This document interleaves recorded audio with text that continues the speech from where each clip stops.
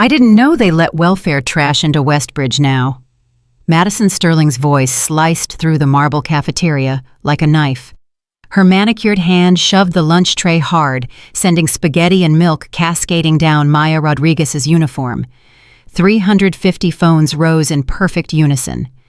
Guess they'll take anyone if it helps their diversity numbers. Maya's fingers trembled as pasta sauce burned her eyes, but something else burned hotter, the weight of her third-degree black belt hidden in her worn backpack. She stood slowly, sauce dripping, and for just 1 second, something dangerous flickered in her dark eyes. Something that made Madison take an unconscious step backward.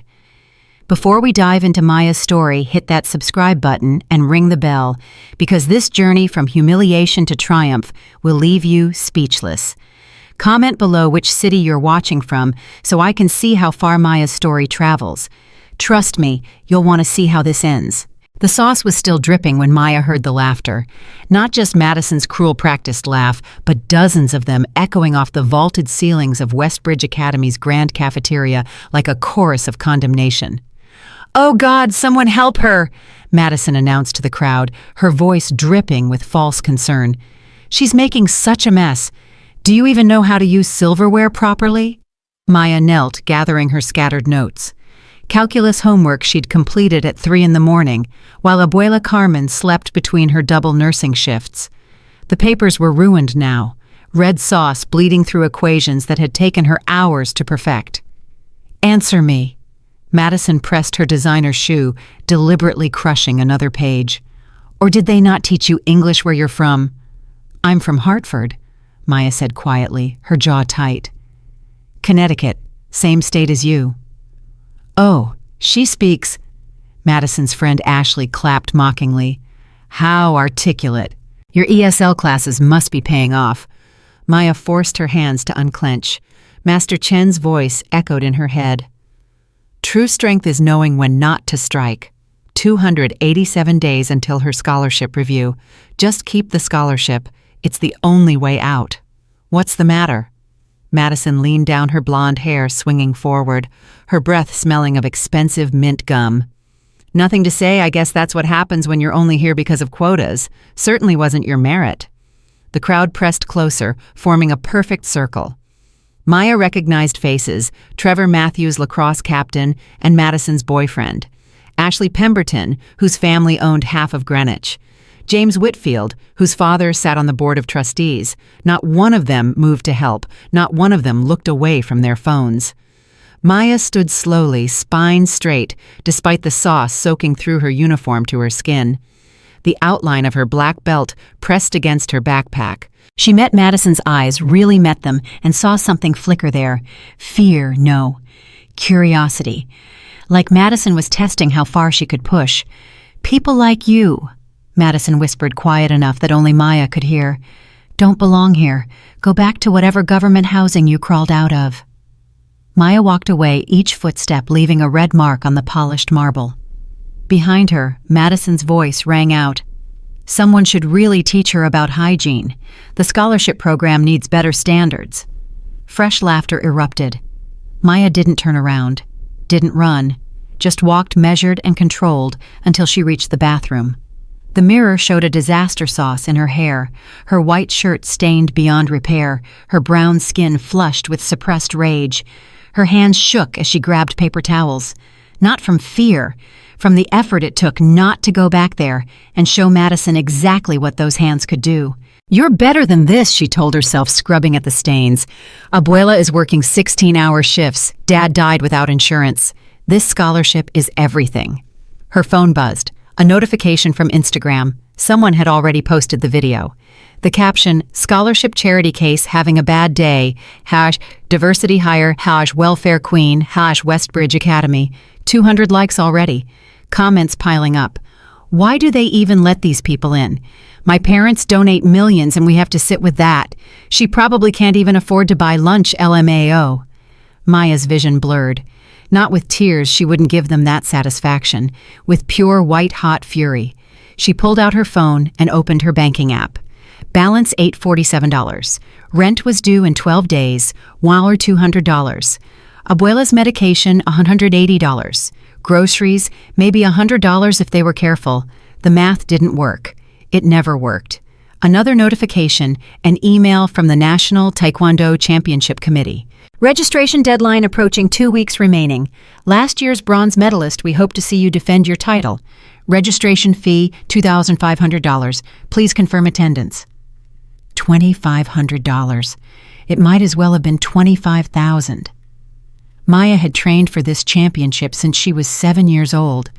Her father, Diego, had scraped together money for her first lessons at the community center. Education and discipline, mija, he'd told her.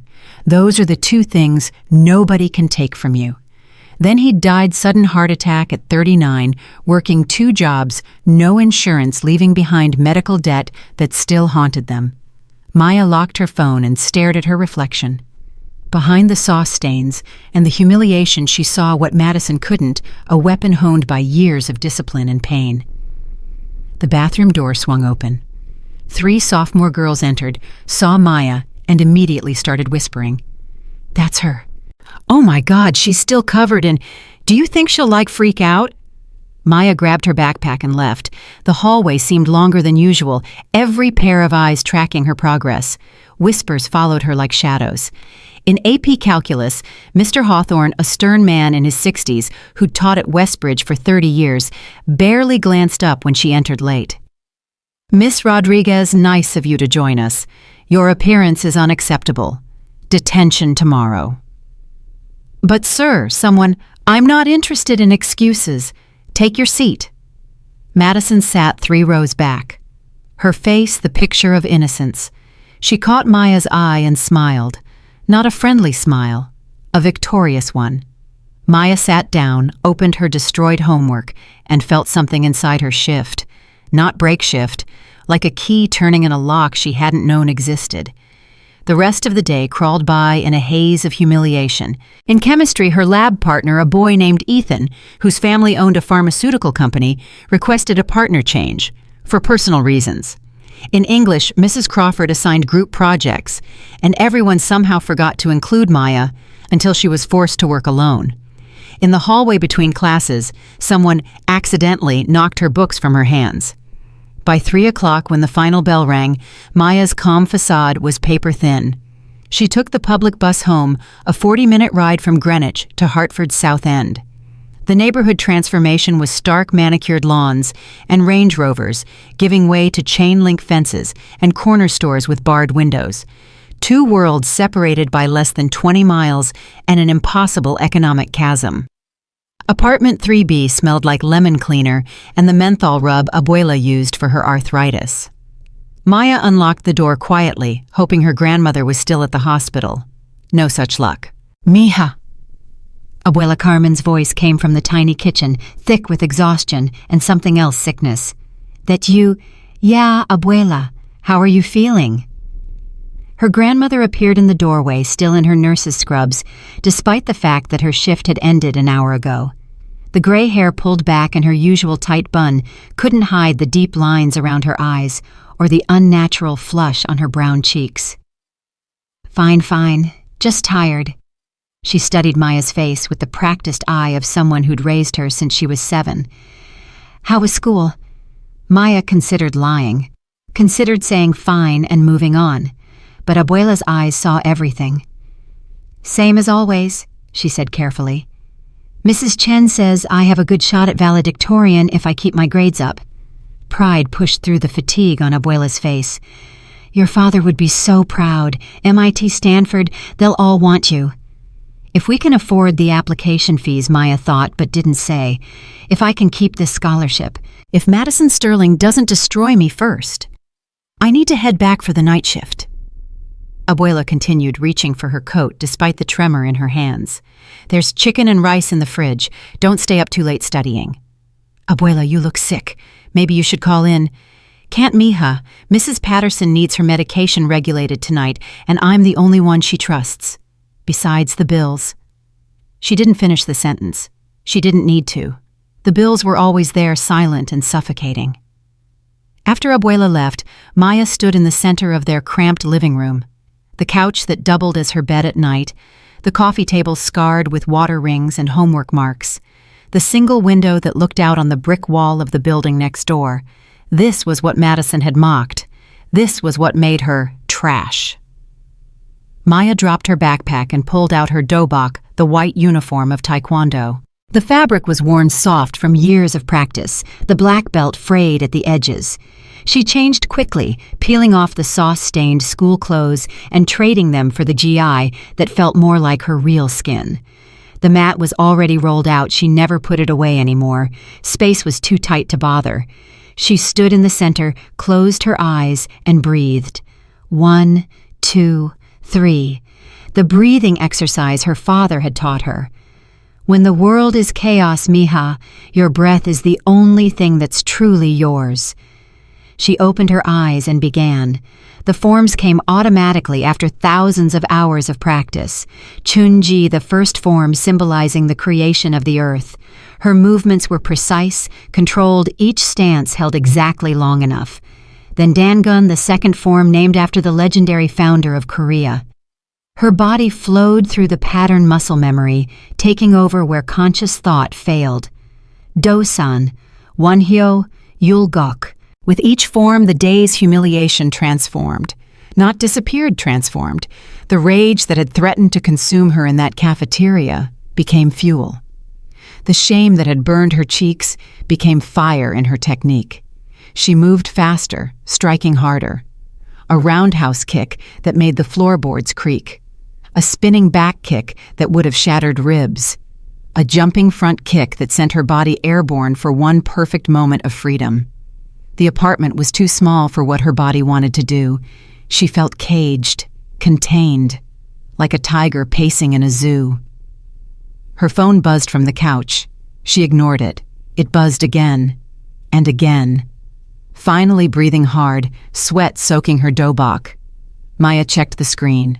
17 new notifications, all from Instagram, Twitter, TikTok. The video had spread beyond Westbridge, beyond Connecticut. Someone had captioned it, "Rich white girl puts diversity hire in her place." 12,000 views, 4,000 likes. Comments from strangers. This is what happens when you let them into good schools. She should be grateful they even let her in. Know your place. Maya's hands shook as she scrolled. Then she saw a comment from a verified account, some conservative influencer with 3 million followers. This is the problem with forced diversity. Standards drop. Resentment builds. Merit should matter, not skin color. The post had been shared 8,000 times. Maya threw her phone on the couch and returned to her mat. She ran through the forms again faster, harder, until her legs trembled and her lungs burned. They don't know, she thought with each strike. They don't know what I am, what I can do. She executed a flying sidekick, one of the most difficult techniques in Taekwondo, and landed in perfect silence despite the power behind it. The neighbors downstairs would complain tomorrow, but she didn't care. Master Chen had told her 2 months ago that she was ready. You have the technique, Maya. You have the discipline. The championship is yours if you want it. But wanting it and affording it were different things. She cooled down slowly, letting her heart rate return to normal. The apartment felt smaller than ever, the walls pressed in, the future pressed down. Her phone buzzed again, this time an email. From events@westbridgeacademy.edu. Subject, Annual Charity Showcase. Registration open. Dear Westbridge students, registration is now open for our annual charity showcase sponsored by the Sterling Family Foundation. This prestigious event celebrates student talent across all disciplines: music, dance, visual arts, athletics, and more. This year's grand prize, $3,000 scholarship plus performance opportunities at regional events. Register by Friday. Show us your gifts. Show us your excellence. Show us why Westbridge is home to the nation's finest students. Maya read it 3 times. $3,000. More than enough for the championship registration. More than enough to help with rent and Abuela's medication. But the showcase was Madison's domain. The Sterling family sponsored it, essentially. Madison's parents bought the winners every year. Madison herself had won twice last year for contemporary dance, the year before for vocal performance. Show us your excellence. Maya looked at her hands calloused from years of striking makiwara boards. She looked at her belt, the black fabric representing 8 years of discipline. She looked at the small photo on the wall, her father, young and strong, demonstrating a technique at the community dojang. "Don't hide your light, Mija," he'd told her once. "They'll try to dim it anyway. Might as well shine as bright as you can." She opened her laptop and navigated to the registration page. Name M. Rodriguez, performance type, martial arts demonstration. Contact, her email. Her finger hovered over the submit button. If she did this, there would be no going back. Madison would see it as a declaration of war. The administration might use it as grounds to question her cultural fit. She could lose everything. But wasn't she losing everything anyway? Slowly, day by day, humiliation by humiliation. Maya clicked submit. Confirmation appeared on screen. "Thank you for your registration. You are performance slot number 14. Program will be distributed Monday. We look forward to seeing your talent shine." She closed the laptop and sat in the silence of the apartment. Outside, sirens wailed. Someone was shouting in Spanish. A car alarm went off. This was her world, her reality. And tomorrow she would walk back into Madison Sterling's world and pretend to be invisible. But in 3 weeks on that showcase stage, she would show them exactly who Maya Rodriguez was. The apartment suddenly felt less like a cage and more like a training ground. She stood, returned to her mat, and began again. Around midnight, Abuela came home moving slowly and coughing into her sleeve. Maya was at the kitchen table working on the calculus homework she'd had to redo. "You're still up, mija." "Just finishing this problem set." She watched as Abuela collapsed onto the couch with a wheeze. "Are you okay?" "Fine, fine. Just tired." But the cough came again, deep and rattling. "That doesn't sound fine." "It's nothing. Just a cold." Abuela waved her hand dismissively, but Maya could see the sweat on her forehead despite the cool apartment. "You need to see a doctor." "Can't miss work, mija. The bills are going to be worse if you get pneumonia." They stared at each other, the stubborn Rodriguez pride meeting itself in the mirror. "I'll be fine by Monday," Abuela said finally. "Now get to bed. School tomorrow." Maya helped her grandmother to her room, made sure she had water and Tylenol, then returned to the living room. She pulled out the couch bed, the springs complained loudly, and lay down staring at the water-stained ceiling. Her phone lit up on the coffee table. Another notification. She ignored it. Tomorrow was Saturday. No school, which meant she could spend the day at Master Chen's dojang. She needed to start refining her showcase routine. 3 weeks wasn't much time. But as she drifted toward sleep, Madison Sterling's voice echoed in her mind. "People like you don't belong here." Watch me, Maya thought. Just watch me. She fell asleep to the sound of Abuela's coughing through the thin walls and dreamed of flying. Saturday morning arrived gray and cold. Maya woke to the sound of Abuela's cough, worse now, more persistent. She found her grandmother in the kitchen trying to make breakfast, despite the fact that she could barely stand. "That's it," Maya said firmly. "We're going to urgent care." "Mija, I can't afford—" "We'll figure it out. You can't breathe." The argument lasted 20 minutes. Maya won by threatening to call Abuela's supervisor at the hospital and report that she was working sick. The ultimate shame for a nurse who prided herself on never missing a shift. The urgent care waiting room was crowded, mostly other people who couldn't afford regular doctors, who waited until illness became emergency. They sat for 3 hours before seeing anyone. The diagnosis: pneumonia, early stage but aggressive. The doctor, a tired-looking woman in her 40s, prescribed antibiotics and strict bed rest. "At least a week, Ms. Rodriguez. No work. Your lungs need time to heal." "A week?" Abuela's face went pale. "But I have shifts." "Cancel them. Pneumonia can become life-threatening fast, especially at your age." At the pharmacy, Maya watched the number tick up $180 for the antibiotics. She handed over her debit card and watched the balance drop to $667. Rent was due in 11 days. They had $667 and a grocery bill that would take at least $100. The math didn't work. On the bus ride home, Abuela fell asleep against the window. Maya stared at her phone doing calculations that refused to balance. Then another email appeared. From admissions at Westbridge Academy, Edu Subject Scholarship Review Meeting. Dear Maya Rodriguez, as part of our routine scholarship evaluation process, you are required to attend a review meeting with Headmaster Whitmore on April 15th at 2:10 p.m. This meeting will assess your academic performance, character development, and continued eligibility for the Westbridge Merit Scholarship. Please confirm your attendance. Failure to attend may result in scholarship revocation. April 15th, the day after the showcase. Maya's stomach dropped. This wasn't routine. This was retaliation. Madison's family must have put pressure on the administration after seeing her registration. They were going to take her scholarship away before she even had a chance to perform. She stared out the bus window as Hartford's South End rolled past boarded-up buildings, corner stores, with bulletproof glass kids playing in streets where no one could afford better playgrounds. She was trapped. If she withdrew from the showcase, they'd still question her scholarship, her fit at Westbridge. If she performed, they'd use it as evidence that she didn't respect their traditions. But the prize money, $3,000, could change everything. Could pay for the championship, could cover Abuela's lost wages, could give them breathing room. Maya made her decision. She would perform. She would win. And if they took her scholarship anyway, at least she'd go down fighting. The bus pulled to their stop. Maya helped Abuela up the 3 flights of stairs to their apartment, got her settled on the couch with medication and water, then grabbed her gym bag. "Where are you going, mija?" "To train." Abuela studied her face for a long moment, then she smiled, the first real smile Maya had seen in days.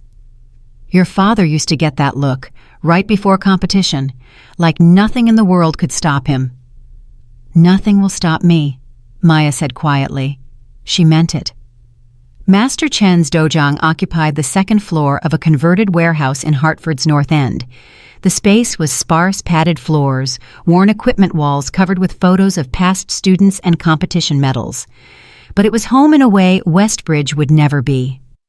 Master Chen stood in the center of the mat, guiding a class of young students through basic forms. He was 68 years old, Korean immigrant, former national champion, and the closest thing Maya had to family besides Abuela. He saw her enter and nodded, never breaking his instruction stride. Maya changed in the small locker room and joined the advanced class that started at noon. The other students, mostly kids from the neighborhood, greeted her with casual affection. Here she wasn't the scholarship student or the diversity hire. She was just Maya, just another fighter. They ran through drills for 90 minutes, board breaking, sparring, conditioning. Maya pushed herself harder than usual, channeling the week's humiliation into perfect technique. After class, Master Chen approached her. "Your kicks are strong today, angry but strong." "Just focused." He raised an eyebrow. At 68, his weathered face missed nothing. "There's a showcase at my school," Maya said finally. 3 weeks from now, first prize is $3,000. "And you need this money." It wasn't a question. "The championship registration is due. Abuela got sick and—" Her voice cracked. She hated that, hated showing weakness. Master Chen placed a hand on her shoulder. "And you worry that wanting the money makes you mercenary, that performing for prize money dishonors the art. Doesn't it? Taekwondo means the way of the hand and foot," he said quietly. "But it also means the way of the spirit. Your spirit needs many things, discipline, yes, but also survival, also dignity, also the ability to care for those you love. There is no dishonor in fighting for these things." Maya nodded, not trusting her voice. "Show me what you plan to perform." She ran through her preliminary routine, traditional forms blended with modern acrobatic elements. Master Chen watched in silence, his expression unreadable. When she finished breathing hard, he shook his head. "Technical, perfect, boring." Maya felt like she'd been slapped. "You perform like a student demonstrating for a test," Master Chen continued, "but this is not a test. This is war." "I don't understand." "You are fighting for more than money. You are fighting to be seen, truly seen. He gestured to the photos on the wall, decades of students all smiling, all victorious in their own ways. These people came to me with something to prove, to themselves, to their families, to a world that told them they were less. Your routine should show them who you are, not just what you can do. Maya stared at the photos. Young faces, old faces, black, white, Latino, Asian. Every one of them had a story of struggle. "I don't know how to do that," she admitted. "Yes, you do. You just have to be brave enough to show it."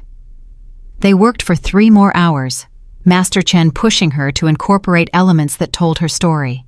The discipline of traditional forms, her father's legacy. The explosive power of breaking techniques, her suppressed rage. The grace of acrobatics, her dreams of flying. By the time she left, the sun was setting and her body was screaming. But the routine was beginning to take shape, beginning to feel less like a demonstration and more like a declaration. On the bus ride home, Maya's phone buzzed with a text from an unknown number. "Heard you registered for the showcase. Cute. My dad's the main sponsor, but you probably don't know what that means. Don't embarrass yourself. MS. Madison." Somehow she'd gotten Maya's number. Maya deleted the text and put her phone away. Let her think what she wanted. In 3 weeks, Madison Sterling would understand exactly what it meant to underestimate someone. The apartment was dark when Maya got home. She found Abuela asleep on the couch, the TV playing low. The coffee table was covered with bills, electricity, water, Abuela's credit card statement with the minimum payment circled in red pen. Maya picked up the electric bill, past due $143. She sat down next to the sleeping form of her grandmother and let herself feel just for a moment the crushing weight of it all. Then she opened her laptop and began researching showcase winners from previous years. If she was going to do this, she needed to understand what the judges looked for. Video after video of wealthy students with expensive equipment and professional coaching. Ballet dancers in custom costumes. Musicians with instruments worth more than Maya's entire apartment. Singers with voice coaches and production teams. And then buried on page 3 of results of video from 6 years ago, a Vietnamese student performing traditional martial arts. He'd placed 3rd. The comments were telling, interesting, but not really what Westbridge is about. Good technique, wrong venue. This is a charity showcase, not a cultural exhibition. Maya closed the laptop. They would never let her win. Not fairly. The Sterling family had bought this event years ago. But sometimes winning wasn't about the judge's decision. Sometimes it was about what happened after, about who saw, about what they remembered. Her phone buzzed. A text from an unknown number. "Hey, it's David. David Kim. From AP Chem. I saw what Madison did in the cafeteria. That was fucked up. Just wanted you to know, not everyone at Westbridge is like that." Maya stared at the text for a long moment.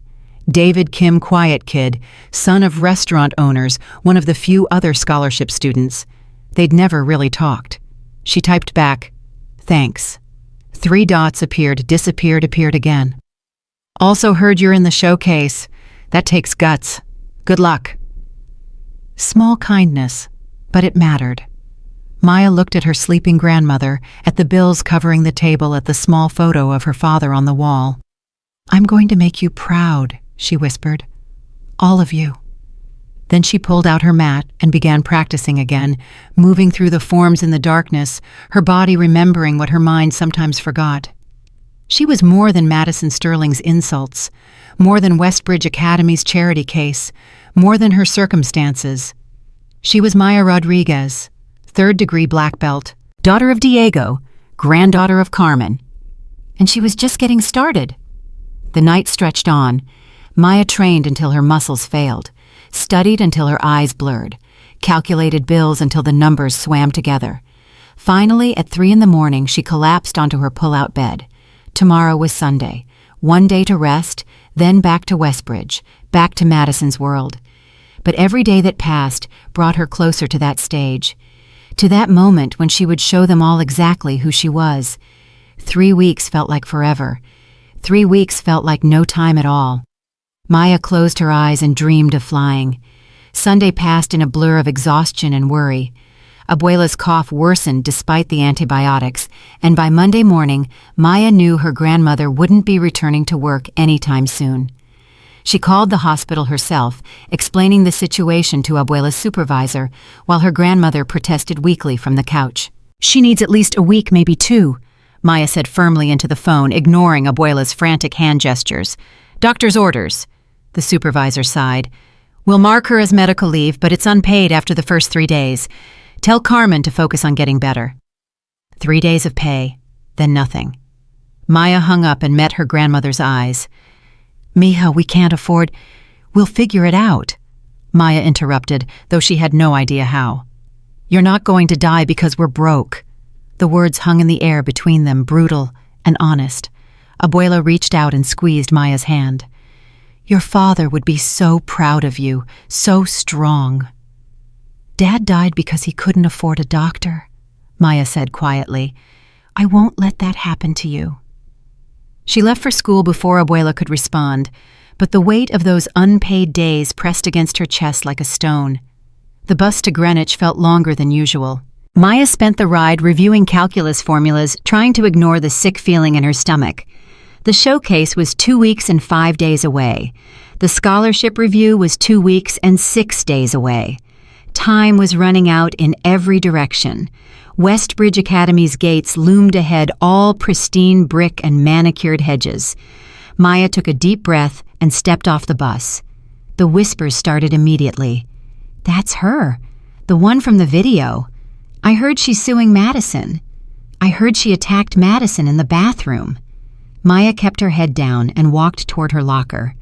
A group of junior girls fell silent as she passed, then burst into giggles the moment she was out of earshot. At her locker, someone had taped a printed screenshot from the cafeteria video. The caption in huge letters, "Know your place." Maya ripped it down, crumpled it, and shoved it in her backpack. Her hands were shaking. "Rough morning." She turned to find David Kim standing behind her, his expression sympathetic. He was shorter than most of the guys at Westbridge, with sharp features and kind eyes behind wire-rimmed glasses. "Something like that," Maya managed. "For what it's worth, half the school thinks what Madison did was messed up. The other half just won't say it out loud because her dad could buy their families." He adjusted his backpack. "You heading to first period?" "Eventually." "Mind if I walk with you, safety and numbers and all that?" Maya studied him for a moment. David Kim, whose parents owned a Korean restaurant in Stamford, who wore the same 3 shirts in rotation because scholarship money didn't cover designer clothes, who understood what it meant to be an outsider here. "Sure," she said finally. They walked together through the hallway, and Maya noticed something strange. David's presence seemed to create a buffer. Students still stared, but they didn't whisper quite as loudly, didn't snicker quite as openly. "You're like a human shield," Maya said. David grinned.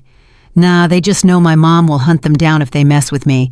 She's 5'2" and terrifying. Plus she feeds half the faculty at the restaurant, so they all owe her."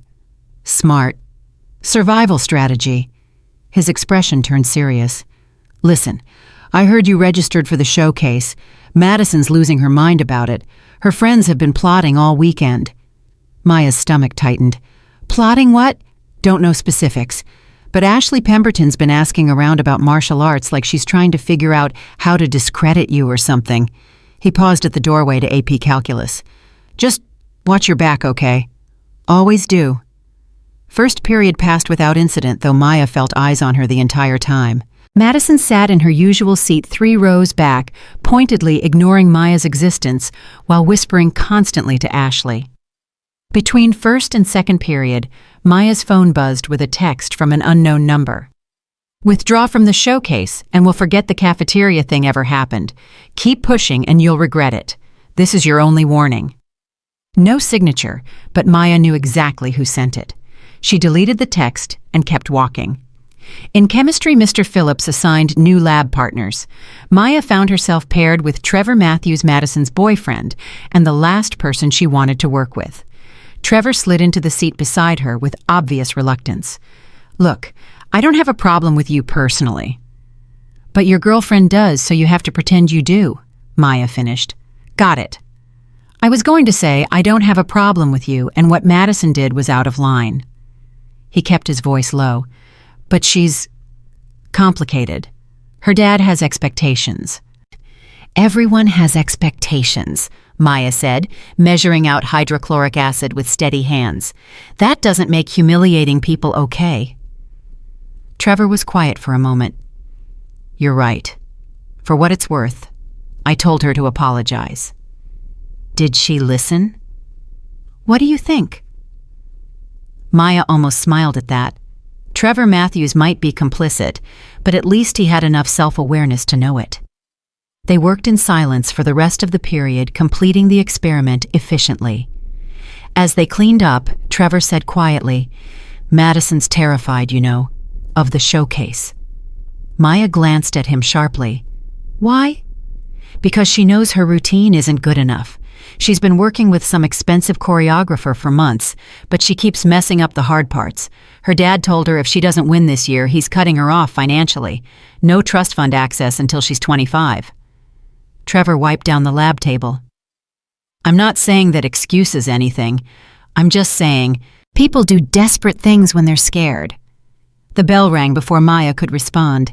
She spent lunch in the library, avoiding the cafeteria entirely. The librarian, Mrs. Chen, a kind older woman who'd always been decent to Maya, nodded approvingly when she saw her. Smart choice, dear.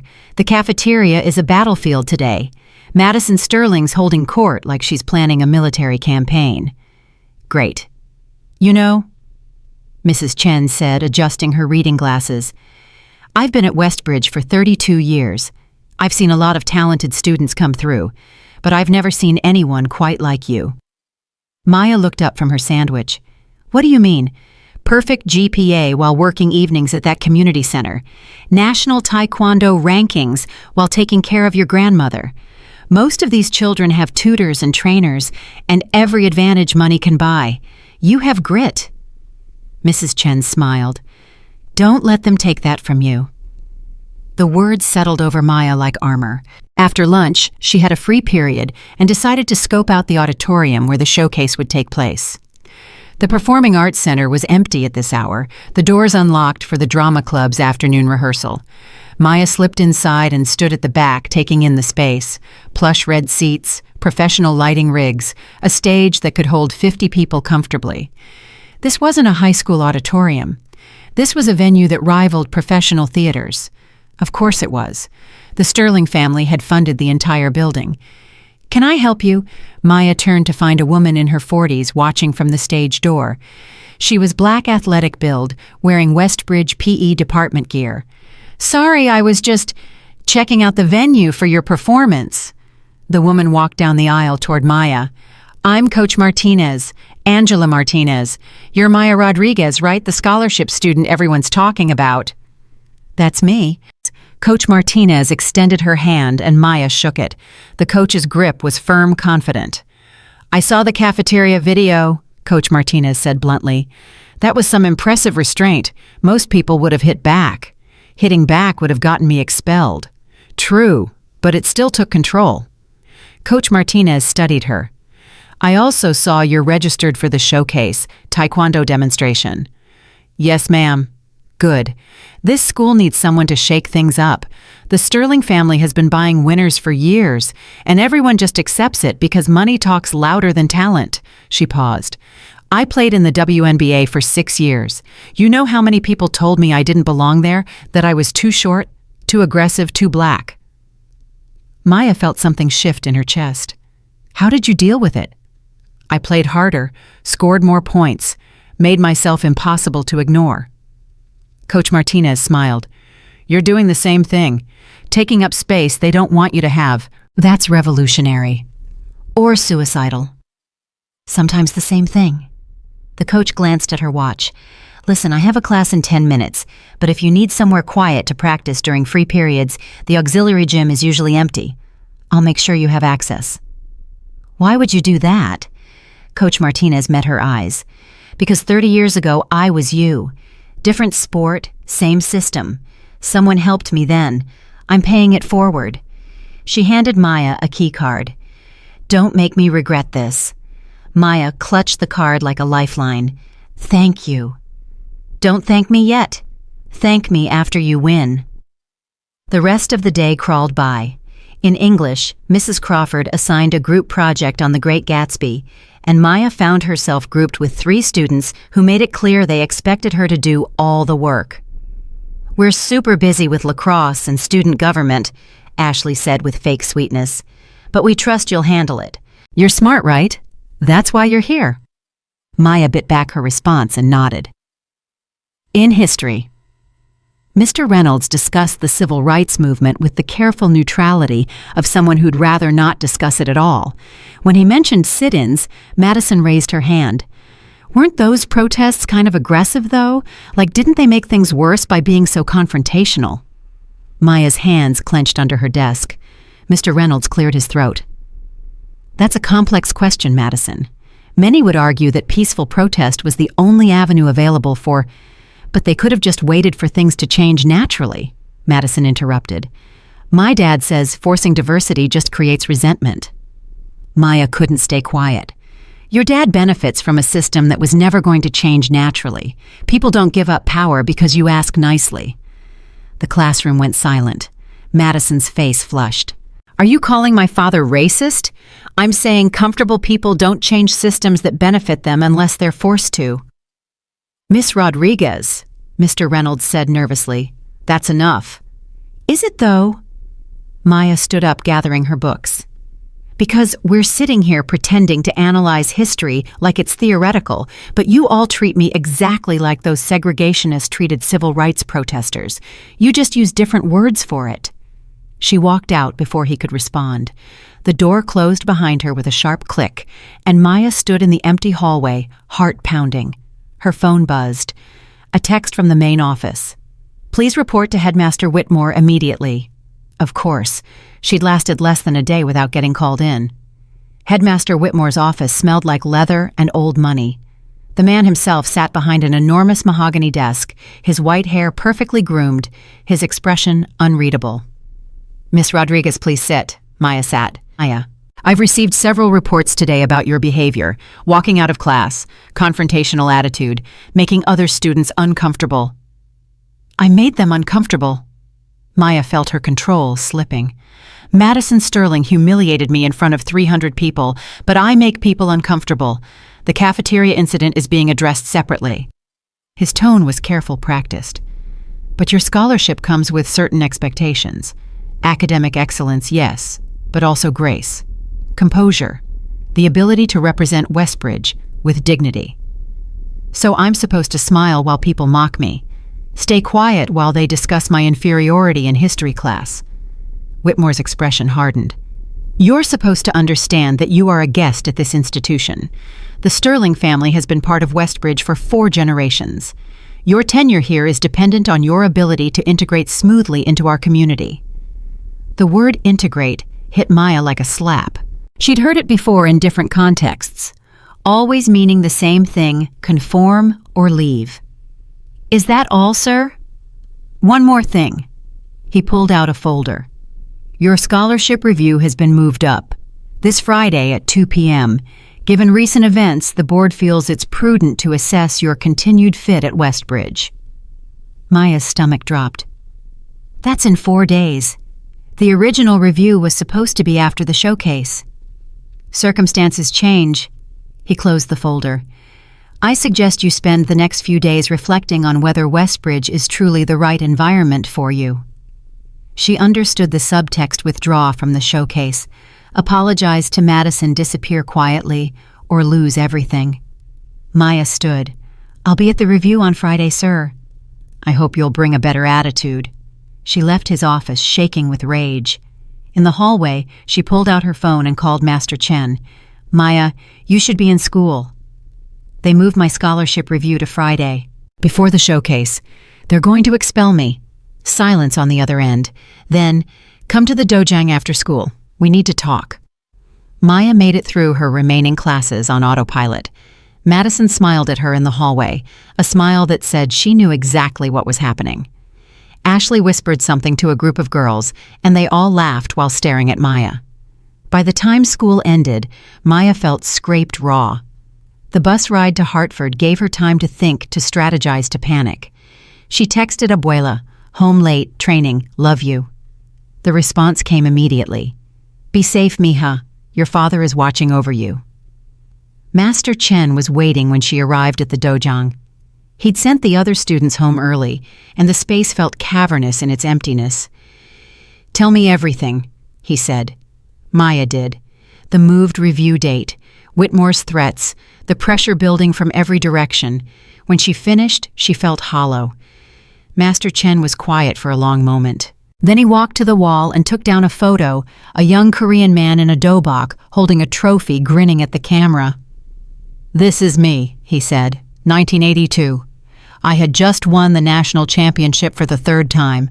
I was 25 years old, newly immigrated, barely spoke English. I thought that trophy would open doors. What happened? The martial arts schools in Nice neighborhoods said I wasn't qualified to teach. The tournament circuit said my techniques were too foreign. The students I did have were all poor kids from immigrant families who couldn't pay much. He set the photo down. I was invisible to the people with power, just like you. So what changed? Nothing changed. I just kept fighting, kept teaching, kept winning. And eventually some of those students went on to win championships, went to good colleges, became successful, and people started paying attention. Master Chen met her eyes. "You want to know if you should withdraw from the showcase to save your scholarship?" Maya nodded. "I can't answer that. Only you can decide what you're willing to sacrifice." He paused. "But I can tell you this, nothing worth having comes from making yourself smaller. And your father didn't raise you to disappear." Maya felt tears threatening and blinked them back. "I'm scared." "Good. Fear means you care about something. Use it." They trained for 3 hours, refining her showcase routine until every movement was precise. Master Chen pushed her harder than usual, demanding perfection, then demanding better than perfection. "Your opponents aren't the judges," he said, as she executed a spinning hook kick for the 20th time. "Your opponents are the expectations, the assumptions, the ceiling they've built over your head. Every movement needs to shatter those things." By the time Maya left, it was dark, and her muscles were screaming. But the routine felt right, felt powerful. The apartment was dark when she got home. Abuela was asleep, her breathing still labored but steady. Maya checked on her, then collapsed onto her pull-out bed. Her phone showed 17 missed calls from a blocked number, and one text message from David Kim. "Madison's planning something. Don't know what. Be careful." Maya stared at the ceiling and tried to sleep, but her mind wouldn't stop racing. 4 days until her scholarship review. 19 days until the showcase. Both dates now felt like execution appointments. Sometime after midnight, she finally drifted off, dreaming of stages that turned into courtrooms and judges who wore Madison Sterling's face. Tuesday morning arrived too quickly. Maya woke to find Abuela's breathing worse, her fever climbing. She called urgent care again, and they adjusted the antibiotic dosage over the phone. "If she's not better by tomorrow, bring her back in," the nurse said. Another doctor visit meant another bill they couldn't afford. At school, the atmosphere had shifted. Students who'd been neutral before now gave Maya a wide berth, as if failure was contagious. Teachers called on her, less made eye contact, less as if she was already fading from view. In the hallway between third and fourth period, Madison cornered her near the bathrooms. Ashley and 2 other girls formed a semicircle blocking escape routes. "Heard about your scholarship review," Madison said sweetly. "Such a shame. Maybe you'll have to go back to public school where you belong." "Get out of my way," Maya said evenly. "Or what? You'll hit me, please do. My dad's lawyer would love that." Madison stepped closer. "You should have taken the warning. Now it's too late." "What are you talking about?" Madison's smile widened. "You'll see. By the way, I heard your grandmother's sick. Must be hard doing all this while worrying about her. Some people just aren't cut out for this level of pressure." Maya's control snapped. She grabbed her backpack straps to keep her hands from forming fists. "You don't know anything about pressure. You've never had to fight for anything in your entire life.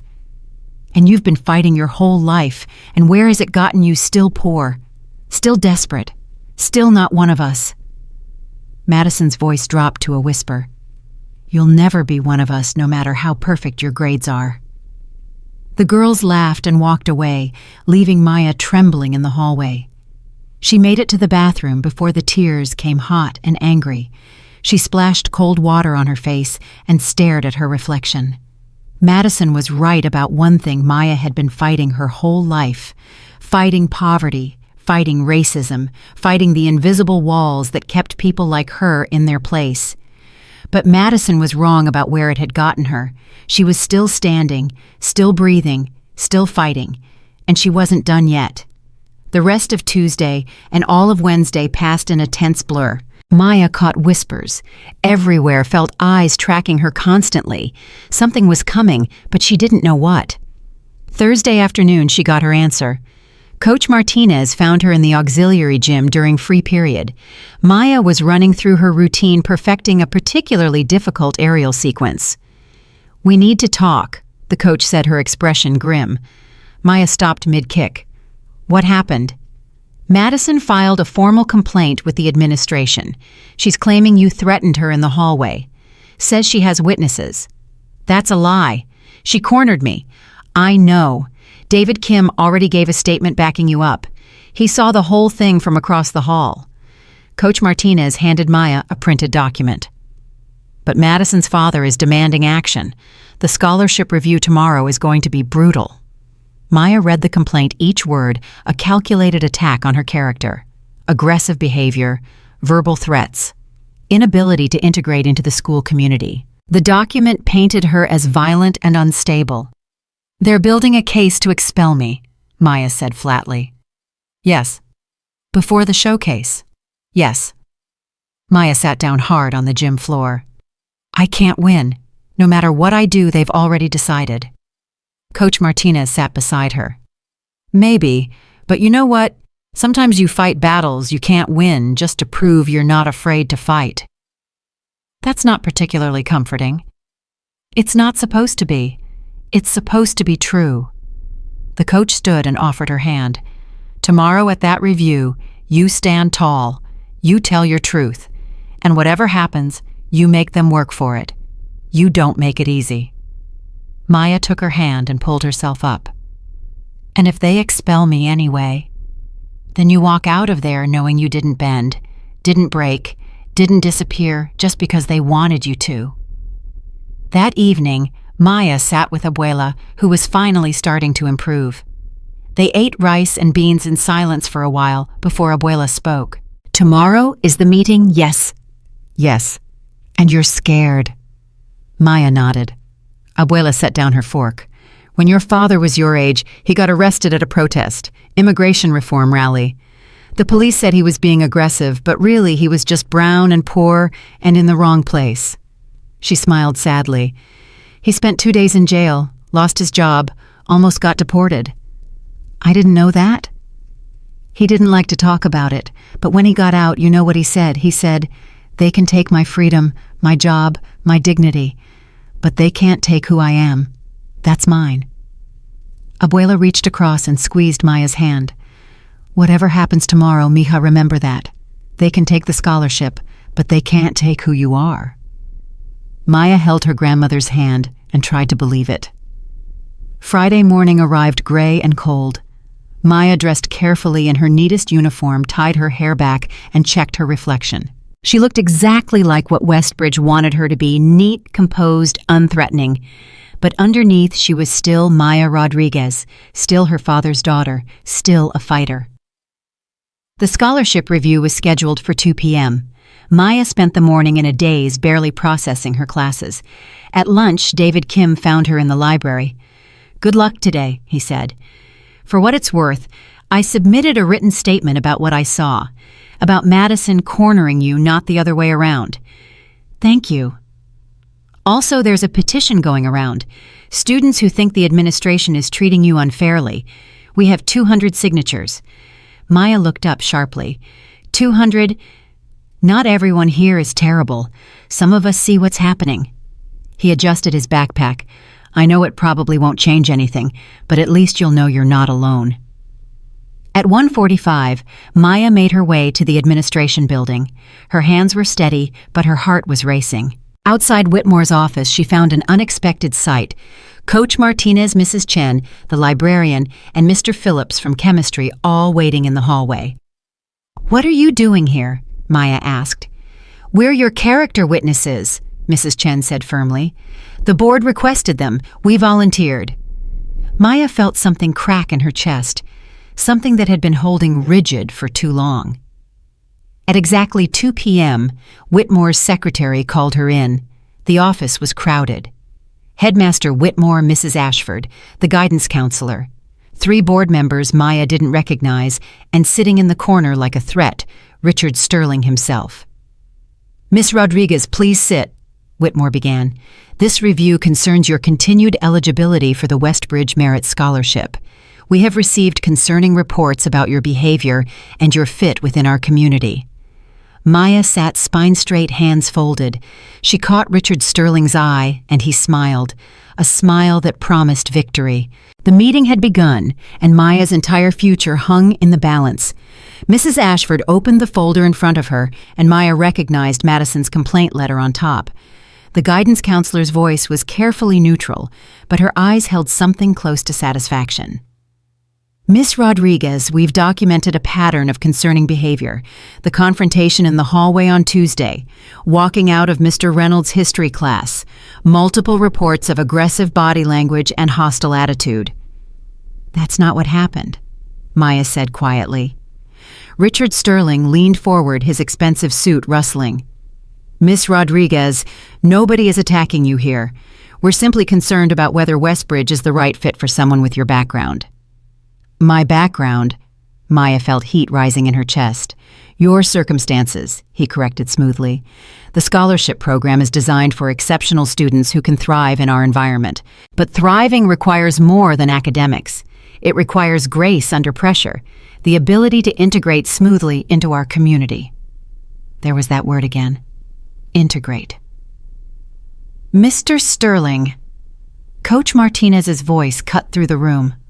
"I'd like to address the allegations of aggressive behavior. I've observed Miss Rodriguez in PE classes and during free periods. Her self-control is exceptional, particularly given the harassment she's endured." Whitmore's jaw tightened. "Coach Martinez, we didn't request your testimony yet." "Then request it now," Mrs. Chen said from the doorway. "Because what I've witnessed is a student maintaining perfect grades while being systematically bullied. The real question is why this board is more concerned with Maya's reaction to harassment than the harassment itself." Richard Sterling's expression hardened. "Mrs. Chen, with all due respect, you're a librarian. You're not qualified to assess complex behavioral issues." "With all due respect, Mr. Sterling, I've been at this school for 32 years. I've seen 3 generations of your family come through these halls, and I know the difference between a problem student and a student who's been made into a problem." The room fell silent. Whitmore cleared his throat. "Let's review the specific incidents. Miss Rodriguez, can you explain why you walked out of Mr. Reynolds' class?" Maya met his eyes. "Because Madison Sterling claimed that civil rights protesters should have waited for change to happen naturally, and Mr. Reynolds didn't challenge that statement. So I pointed out that people in power don't give up privilege voluntarily. Then I left because I knew if I stayed, I'd say something that would get me expelled anyway." "You see," Mrs. Ashford gestured at Maya, "this attitude of hostility toward legitimate classroom discussion." "Legitimate?" Mr. Phillips spoke up for the first time. "Mrs. Ashford, with respect, suggesting that oppressed people should have waited patiently for their oppressors to have a change of heart, isn't legitimate discussion. It's ahistorical nonsense." Miss Rodriguez's response was more accurate than anything else said in that classroom. Richard Sterling stood abruptly. "This is exactly the problem. Miss Rodriguez brings divisive politics into every situation. She makes other students uncomfortable with her aggressive worldview." "Or maybe," Coach Martinez said, her voice sharp, "your daughter makes students uncomfortable by dumping food on them in front of 300 witnesses. And this entire review is retaliation because Maya had the audacity to register for a showcase that Madison believes she owns." The words hung in the air like a bomb. Whitmore's face flushed. "That's a serious accusation, Coach Martinez." "It's also true, and everyone in this room knows it." The coach turned to Maya. Tell them about Tuesday. What really happened in that hallway? Maya took a breath. Madison and 3 of her friends cornered me near the bathroom. She told me I should have taken her warning about the showcase. She mentioned my grandmother being sick. She said I'd never belong here no matter what I did. Then she walked away, and the next day I found out she'd filed a complaint claiming I threatened her. Do you have witnesses? One of the board members asked. David Kim saw the whole thing. He already submitted a statement. Richard Sterling laughed, a cold sound. David Kim, another scholarship student with an obvious bias. That's hardly credible. Are you suggesting he's lying? Mrs. Chen asked. I'm suggesting that students from similar backgrounds tend to support each other regardless of facts. Similar backgrounds, Maya repeated slowly. You mean poor, you mean not white. I mean students who don't understand Westbridge culture, Sterling said. Students who see discrimination where there's simply standards. Maya felt something snap inside her. Not her control, but her fear. She stood up, and Whitmore tensed like he expected violence. You want to talk about standards? Maya's voice was steady, but it carried through the room like a blade. My GPA is 4.0. I'm ranked first in my class. I scored 1580 on my SAT. I've won national taekwondo championships while working part-time at a community center and taking care of my grandmother, who works 16-hour nursing shifts to keep us housed. She turned to Richard Sterling. Your daughter has a 3.2 GPA third-tier SAT scores and every advantage money can buy. So tell me again about standards, Mr. Sterling. Tell me exactly what standards I'm failing to meet. The silence that followed was absolute. Sterling's face went red. How dare you? How dare I? What? Tell the truth. Maya felt years of suppressed rage pouring out. You all know why I'm really here. I registered for the showcase and Madison can't handle competition, so you moved up my review to before the performance and you invited her father to sit in on a confidential meeting, and now you're going to expel me for being too aggressive while defending myself against your daughter's racism. Miss Rodriguez, Whitmore said sharply, you're out of line. No, you're out of line. All of you. Maya grabbed her backpack. You want me gone? Fine. I'll withdraw from Westbridge. But I'm not withdrawing from the showcase. That's a public event and you can't stop me from performing. So you'll have to sit there and watch while I show everyone exactly what your standards tried to eliminate. She walked toward the door, but Coach Martinez called out, Wait. Maya turned. The coach was smiling. Don't withdraw. Make them expel you. Make them put it in writing that a straight-A student with perfect behavior is being removed because she made rich people uncomfortable. Coach Martinez, Whitmore warned. Do it, Mrs. Chen urged. Make them own this decision. Maya looked at the board members at Whitmore's panicked expression, at Richard Sterling's barely controlled fury. Then she sat back down. You're right, she said quietly. I'm not making this easy. The meeting continued for another 40 minutes. The board members questioned her about every incident, every interaction, every moment of supposed aggression. Maya answered each question calmly, factually, while Coach Martinez and Mrs. Chen provided context that the complaints conveniently omitted. Finally, Whitmore held up his hand. I think we've heard enough. The board will deliberate and deliver our decision by end of day Monday. Monday? Maya's stomach dropped. The showcase is Saturday. Yes, Sterling said with obvious satisfaction. It is. Maya understood immediately. They were delaying the decision, so she'd spend the weekend not knowing if she still had a scholarship. So she'd perform under maximum pressure, likely fail, and give them even more ammunition for expulsion. That's unethical, Mr. Phillips said. This review should have been completed weeks ago according to normal procedures. Delaying it now is clearly designed to, the board will deliberate on its own timeline, Whitmore interrupted. Miss Rodriguez, you're dismissed. Maya stood, but Coach Martinez grabbed her arm. One more thing, the petition that's been circulating supporting Maya now has 400 student signatures. That's a third of the student body. Just thought the board should know. Sterling's eyes narrowed. Irrelevant. Is it? Mrs. Chen smiled. Because several of those students have parents on the alumni board, and the alumni board controls endowment allocations. Might be awkward if a third of your legacy families are questioning the administration's judgment. Maya watched Whitmore and Sterling exchange glances. Something had shifted, but she didn't know what. She left the office feeling hollowed out. In the hallway, David Kim was waiting with a dozen other students, all of them holding printed copies of the petition.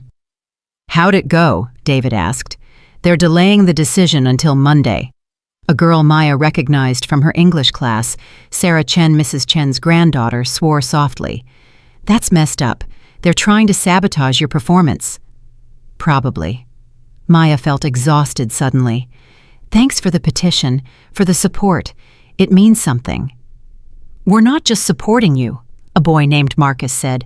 He was one of the few other black students at Westbridge, a junior on the basketball team. "We're supporting ourselves. If they can do this to you, they can do it to any of us who don't fit their ideal." The words settled over Maya like a weight. This wasn't just about her anymore. It had become something bigger. That evening, Maya practiced her showcase routine until her muscles screamed. Master Chen watched from the corner of the dojang, occasionally calling out corrections, but mostly letting her work through the emotional chaos. "Your technique is perfect," he said finally. "But you're fighting angry.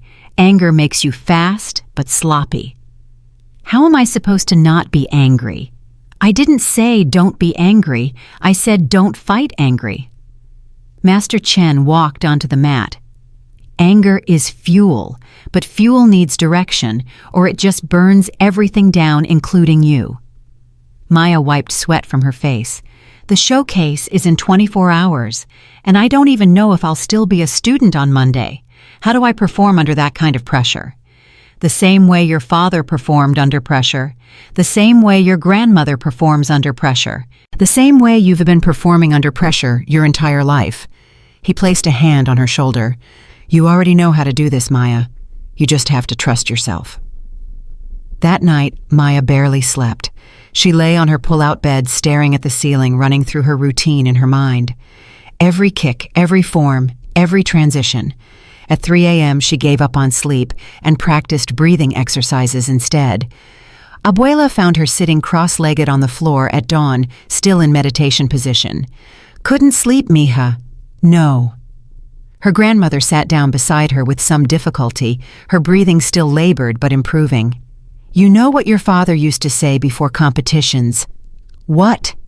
"He said, 'If I win, good. If I lose, I still showed up.' That was his philosophy. Show up. Give everything. Let the rest take care of itself." What if showing up isn't enough? It's always enough. Maybe not for the judges, but for yourself. Abuela squeezed her hand. "Tonight you show them who you are. Win or lose scholarship or no scholarship, you show them the truth. That's all anyone can do." Saturday arrived cold and bright. Maya spent the morning at the dojang, running through her routine one final time. Master Chen had invited several of his advanced students to serve as board holders for the breaking sequences, and they arrived early to practice the timing. "You're ready," Master Chen said after the final run-through. "More than ready." Maya wanted to believe him. At noon, David Kim texted, "Good luck tonight. Half the school is talking about your performance. You've already won whatever happens." Coach Martinez sent a message too. "The auxiliary gym is yours until 4 if you need it. Go show them what real excellence looks like." At 3 p.m., Maya went home to shower and change. She laid out her dobok, carefully checking every seam and fold. The white fabric was worn but clean, the black belt frayed but dignified. She wrapped her father's silver cross around her wrist, securing it tightly. Abuela knocked on the bathroom door. "Mija, you have a visitor." Maya opened the door to find Trevor Matthews standing awkwardly in their tiny living room, looking wildly out of place in his designer clothes amid their secondhand furniture. "Hey," he said. "Sorry to just show up. I got your address from the student directory." "What do you want, Trevor?" He held up his phone. "Madison's planning something for tonight. I overheard her and Ashley talking. They're going to try to sabotage your performance somehow." Maya's stomach clenched. "How? I don't know specifics, but Ashley mentioned something about the equipment, and Madison laughed. I just thought you should know." He looked genuinely uncomfortable. "Look, I know I should have stood up to her earlier. I know I've been complicit, but what she's doing, it's gone too far." "Why are you telling me this?" Trevor met her eyes. Because I watched that cafeteria video about 50 times, and I kept thinking about how if that had been me, covered in food, everyone would have helped. But because it was you, everyone recorded it. That's not okay. None of this is okay. Maya studied him for a moment. Are you still dating Madison? As of about 2 hours ago, no. He smiled grimly. She didn't take it well. But I figure if I'm going to college next year and trying to become a decent human being, I should probably start now. Thanks for the warning. Good luck tonight. Seriously. He left, and Maya stood in the doorway processing this new information. Sabotage, of course. Why had she thought Madison would play fair? At 5 p.m., Maya and Abuela took an Uber to Westbridge, an expense they couldn't afford but necessary given the heavy equipment bag. The Performing Arts Center was already filling with cars, wealthy parents, and alumni arriving in BMWs and Mercedes. Maya slipped in through the back entrance, the performer's entrance. Backstage was chaos, students warming up, adjusting costumes, having last-minute meltdowns. A production assistant with a clipboard directed her to dressing room 7. Inside, Maya changed into her dobok, going through the familiar ritual. White pants, white jacket, black belt.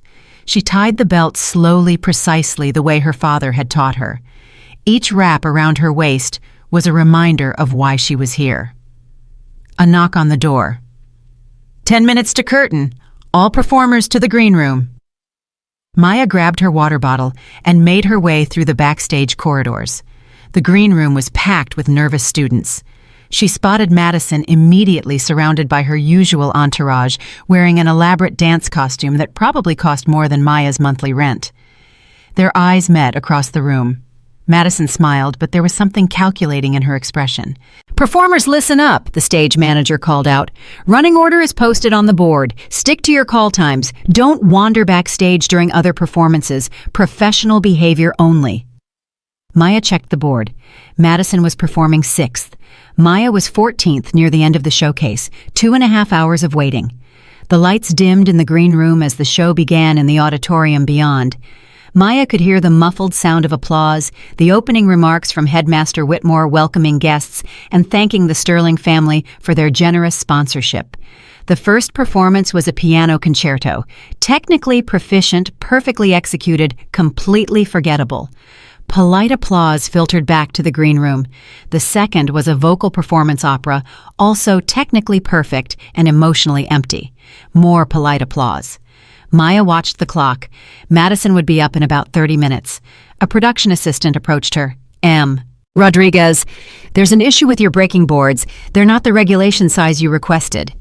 Maya's pulse quickened. "What do you mean?" "They're about 2 inches thicker than standard. I don't know how it happened, but if you need to switch them out." "Who had access to the equipment storage?" The assistant checked her clipboard. Looks like Ashley Pemberton volunteered to help with equipment setup this afternoon." Of course. Thicker boards were much harder to break. If Maya failed to break them during her performance, she'd look incompetent. If she tried to switch them out now, there wasn't time to properly test the new boards. "Can you bring me the thicker boards?" Maya asked. "You want to use them? I want to see them." The assistant returned 5 minutes later with the boards. Maya examined them carefully. They were indeed thicker, harder wood, the kind used for advanced black belt testing, not demonstrations. She smiled slowly. "These are perfect," she told the surprised assistant. "Don't change anything." If Madison wanted to make this harder, fine. Maya would show her exactly what she could do with impossible obstacles. The 3rd, 4th, and 5th performances blurred past. Maya stretched in the corner of the green room, staying loose, staying focused. Several students watched her curiously, whispering to each other. Then Madison's name was called. Maya moved closer to the stage entrance where she could hear better. The audience applauded as Madison took the stage. The music began contemporary pop with a driving beat. Maya had seen the viral video Madison had copied the routine from. As she listened to the performance, she recognized every movement, every transition. Madison executed them competently, but without the original dancer's fluidity or emotional depth. It was technically correct and completely soulless, like watching a robot perform humanity. The audience applauded enthusiastically anyway, led by Richard and Patricia Sterling in the front row. Maya heard Headmaster Whitmore's voice. "Beautiful performance, Miss Sterling. Truly exceptional."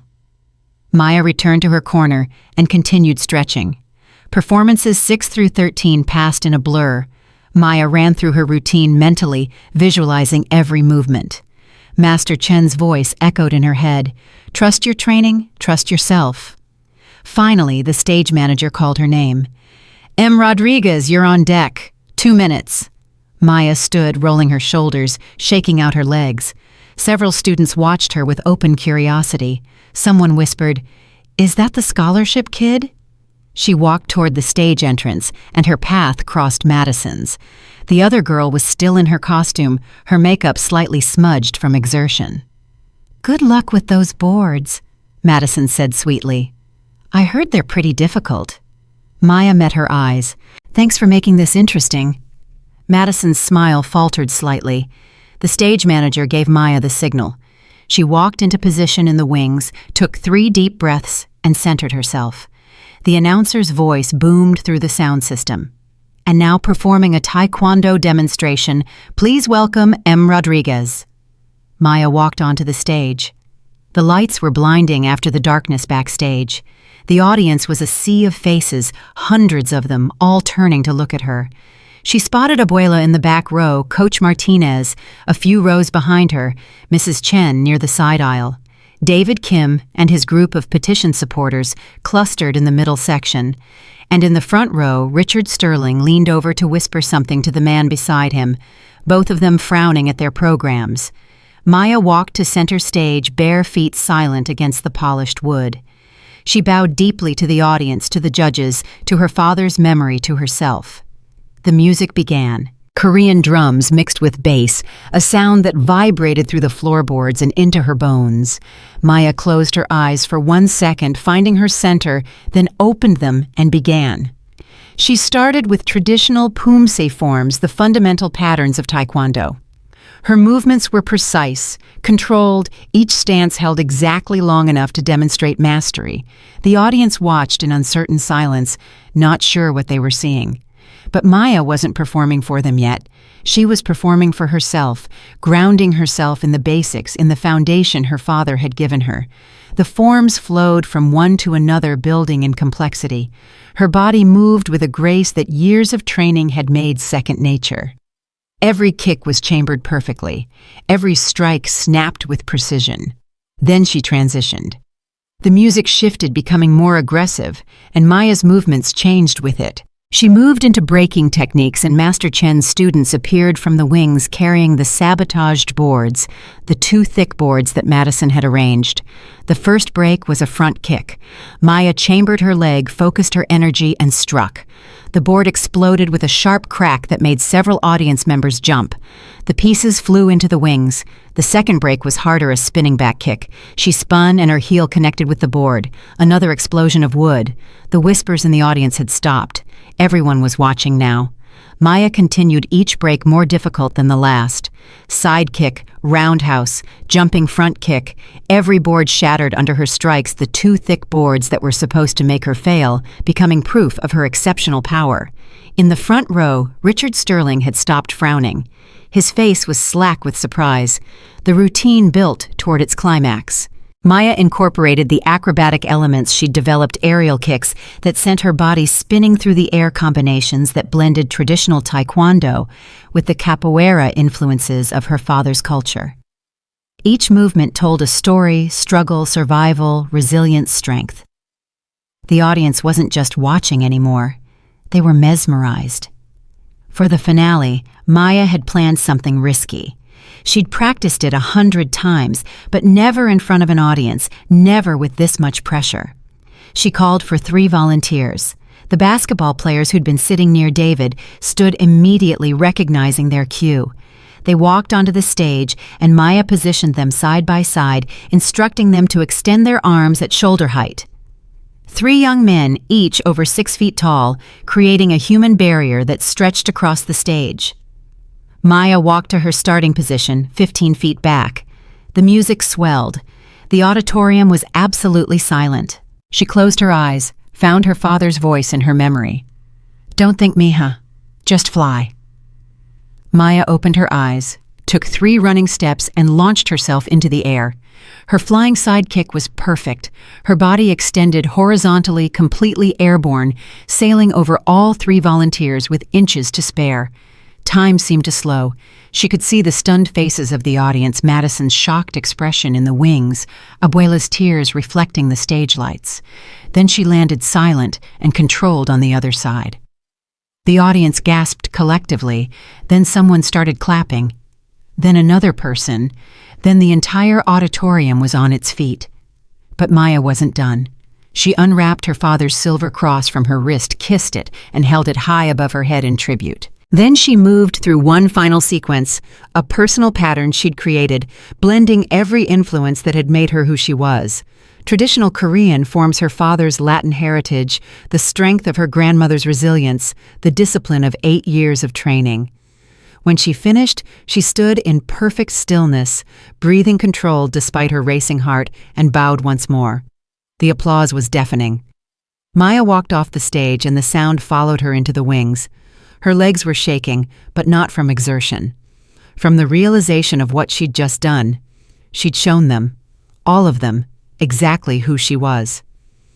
The stage manager grabbed her arm, eyes wide. "That was incredible. I've been doing this for 15 years and I've never seen anything like that." Maya couldn't speak. She just nodded. In the green room, students who'd ignored her all year were suddenly trying to talk to her. Maya pushed through them and made her way to the back exit, needing air, needing space. Outside, she found Trevor Matthews leaning against the wall. "Madison just threw up in the bathroom," he said without preamble. "I think you broke her." "I wasn't trying to break her. I was just trying to be seen." "Well, mission accomplished. Everyone in that auditorium is going to remember tonight," he smiled. "Her dad's face when you cleared those 3 guys priceless." Maya laughed, a sound that felt like releasing pressure that had been building for months. The rest of the showcase continued inside, but Maya had no interest in watching. She found Abuela waiting by the back entrance, tears streaming down her face. "Mija," her grandmother whispered, pulling her into a fierce hug. "Your father was there. I felt him. He was so proud." Maya hugged her back finally, allowing herself to feel the full weight of what she'd accomplished. Coach Martinez appeared grinning widely. "The judges are deliberating now, but I don't think there's any question. You destroyed that stage." "The boards were sabotaged," Maya said. "They were too thick." "I know. I saw the assistant bringing them out and almost stopped the performance. But then I figured you'd want to do it anyway." The coach laughed. "You're either crazy or brilliant. Maybe both." An hour later, the showcase concluded, and all performers were called back to the stage for awards. Maya stood in the wings, next to Madison, neither of them speaking. The head judge took the microphone. This year's showcase featured exceptional talent across all disciplines. The judges had a difficult decision ahead of them. Maya's hands were shaking. She clasped them behind her back. "Third place with a beautiful violin performance goes to James Park." Polite applause as James accepted his award. "Second place." The judge paused, glancing at the Sterling family in the front row. "Second place goes to Madison Sterling for her contemporary dance." Madison's face went pale. Second place meant she'd lost. Maya watched her walk stiffly to accept her certificate, her smile frozen and brittle. And first place, along with the $3,000 scholarship prize, goes to Maya Rodriguez for her extraordinary Taekwondo demonstration. The applause was thunderous. Students were standing, whistling, cheering. Maya walked to center stage in a daze, accepted the trophy and envelope, and stood under the lights while cameras flashed. She'd won. Against every odd, against every obstacle, despite the sabotage and the pressure and the threat hanging over her scholarship, she'd won. In the front row, Richard Sterling sat rigidly, his face carved from stone. Beside him, his wife clapped mechanically. Maya held the trophy high and the applause grew louder. She caught David Kim's eye in the audience, saw him pumping his fist in victory, saw Coach Martinez wiping tears, saw Abuela beaming with pride. Then she saw Madison still on stage, still holding her second-place certificate. Their eyes met, and for just a moment Maya saw past the anger and humiliation to something else: recognition. the recognition that came from being beaten fairly completely by someone undeniably better. Madison was the first to look away. The audience began to disperse, parents and students flooding the stage to offer congratulations. Maya was surrounded by people she'd never spoken to, all of them wanting to shake her hand, take pictures, tell her how amazing she was. She clutched the envelope containing the $3,000 check and thought about what it meant: championship, registration, medical bills, rent, breathing room. For the first time in months, they had options. But more than the money, more than the trophy, Maya had something else: proof. Undeniable, witnessed, recorded proof that she belonged, that she was exceptional, that no amount of money or privilege could diminish what she'd built through discipline and dedication. A production assistant approached her. "Miss Rodriguez, Headmaster Whitmore would like to see you in his office. Monday morning, 8 a.m. The victory deflated slightly. Right, the scholarship review still loomed. "I'll be there," Maya said. She left the Performing Arts Center with Abuela carrying her trophy and her prize. Outside, the November night was cold and clear. Maya looked up at the stars and imagined her father looking back down. "We did it, Dad," she whispered. "We really did it." Abuela squeezed her shoulder. "Now we wait to see if they'll try to take it away." Maya clutched the trophy tighter. Let them try. Sunday morning arrived with a text message that woke Maya at 6 a.m. Unknown number, but the words were unmistakable. "Enjoy your little victory. It won't last. See you Monday." No signature needed. Maya deleted it and tried to go back to sleep, but her mind was already racing. The meeting with Whitmore was in 26 hours. The scholarship review decision that would determine everything. She got up and found Abuela already awake, sitting at the kitchen table with the $3,000 check spread out in front of her like a talisman. "I keep thinking it's going to disappear," Abuela said softly. "Like a dream." "It's real." Maya sat down across from her. "We should deposit it tomorrow before the meeting, just in case." "You think they'll try to take it back?" "I think they'll try to take everything back." They sat in silence for a moment, the check glowing between them in the early morning light. Finally, Abuela folded it carefully and handed it to Maya. "Your father and we came to this country with nothing. Less than nothing, we had debt. But we had something they couldn't take from us." She tapped her chest. "Dignidad. Dignity. That check is yours, mija. You earned it. Nobody can take that away no matter what they decide tomorrow." Maya clutched the check, feeling the weight of paper that represented so much more than money. It represented proof, validation, the undeniable evidence that she belonged. Her phone buzzed again.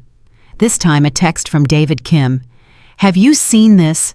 A link followed. Maya clicked it and found herself staring at a YouTube video titled "Westbridge Student Destroys Showcase with Incredible Martial Arts." It already had 12,000 views. Someone had recorded her entire performance and posted it overnight. The comments section was exploding. "This is what real talent looks like. That flying kick over 3 people, insane. Why isn't this girl famous? The girl in second place must be dying right now, lol." Maya scrolled through hundreds of comments, most of them positive, some asking who she was, several pointing out that she was a scholarship student and speculating about the politics of the competition. Then she saw a comment that made her stomach drop. "Richard Sterling's daughter came in second. Bet Daddy isn't happy he couldn't buy first place this time." The replies were vicious people piling on Madison, mocking her, comparing her routine unfavorably to Maya's. Someone had found the original viral video Madison had copied and posted it side by side with her performance. Maya felt an unexpected twinge of something almost like sympathy. Almost. By noon, the video had 20,000 views. By 3 p.m., 50,000. Someone with a larger platform had shared it, and now it was spreading beyond Westbridge, beyond Connecticut, into the wider world of martial arts enthusiasts and viral content consumers. Maya's phone wouldn't stop buzzing. Messages from students she barely knew, all of them, congratulating her, asking for interviews, wanting to be associated with her sudden fame. The same people who'd walked past her in the hallway for months were now treating her like a celebrity. "This is weird." she told Master Chen when she arrived at the dojang that afternoon. "Yesterday I was invisible. Today everyone wants to be my friend." Master Chen watched her run through warm-up stretches. Success reveals who people really are, both the successful person and everyone around them. "I don't feel successful. I feel like I'm waiting for the other shoe to drop."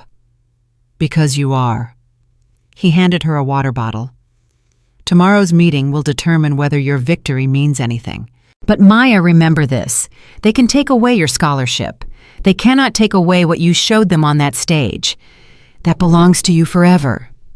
She practiced for 2 hours, working through forms with mechanical precision, trying to quiet her racing thoughts. Other students arrived for the evening class, and several of them had seen the video. They treated her differently now, with a mix of respect and awe that made her uncomfortable. A 13-year-old girl named Sophia approached her shyly after class. "Miss Maya, I saw your performance. It was amazing." "Thank you. My parents can't afford regular classes here. Master Chen gives me a discount because my mom cleans the building." Sophia's voice dropped. "Some kids at my school make fun of me for being poor. But watching you yesterday, I thought maybe being poor doesn't mean I can't be great at something." Maya felt her throat tighten. She knelt down to Sophia's eye level. "Listen to me. Where you come from doesn't determine where you're going. You understand rich people have money. We have hunger, and hunger makes you work harder, fight harder, become better. Don't ever let anyone make you feel small because of circumstances you can't control." Sophia nodded, eyes bright with tears. After the girl left, Master Chen approached Maya. "That's why you had to perform yesterday. Not for the judges or the prize. For every kid like Sophia who needs to see someone like them succeed." Maya understood, then really understood, that the showcase had never been just about her. Sunday evening passed slowly. Maya tried to study to focus on the calculus homework due Tuesday, but her mind kept returning to the meeting. She played out a dozen different scenarios, each one ending with her losing everything. Around 8 p.m., her phone rang. Unknown number. She almost didn't answer, but something made her pick up. "Maya Rodriguez." A woman's voice, professional and crisp. "Yes. My name is Jennifer Wang. I'm a reporter with the Hartford Courant. I saw the video of your performance at Westbridge Academy, and I'd like to do a story about you. Would you be willing to talk?" Maya's first instinct was to refuse. But then she thought about the meeting tomorrow, about Richard Sterling's influence, about how the administration controlled the narrative within Westbridge's walls. "What kind of story?" she asked carefully. "Human interest piece? Scholarship student, overcoming obstacles, exceptional talent. The video is getting a lot of attention, and I think readers would be interested in learning more about you." Jennifer paused. "I've also heard rumors about some controversy at the school regarding your scholarship status. If there's a story there about discrimination or unfair treatment—" "I can't talk about that yet," Maya interrupted. "I have a meeting with the administration tomorrow morning. But after that, if you're still interested, I'll call you." "Fair enough. Here's my number. Whatever happens tomorrow, Maya, you have a voice. Don't forget that." After they hung up, Maya stared at her phone. A reporter. A public platform. A way to tell her story if Westbridge tried to bury her. She saved the number. That night, Maya lay awake until well past midnight, her mind churning through possibilities. Finally exhausted, she fell into fitful sleep and dreamed of stages that collapsed beneath her feet. Monday morning arrived gray and cold. Maya dressed in her neatest uniform, the one she reserved for important presentations. She braided her hair tightly, no loose strands, nothing that could be criticized as unprofessional or aggressive. She checked her reflection and saw a stranger staring back, composed, controlled, unthreatening. "You look like you're going to war," Abuela observed. "I am." They took the bus together to the bank first, depositing the check before anyone could find a way to invalidate it. The teller processed it without issue, and Maya watched the balance in their account jump from $300 to $3,300. For the first time in years, they had a cushion. "Whatever happens today," Abuela said as they left the bank, "we'll be okay. You hear me, mija? We'll be okay." Maya wanted to believe her. At Westbridge, the atmosphere was electric. Students whispered and pointed as Maya walked through the halls. Some looked impressed, others resentful, many simply curious. The video had surpassed 100,000 views overnight, and everyone knew who she was now. David Kim found her at her locker. "You ready for this?" "No."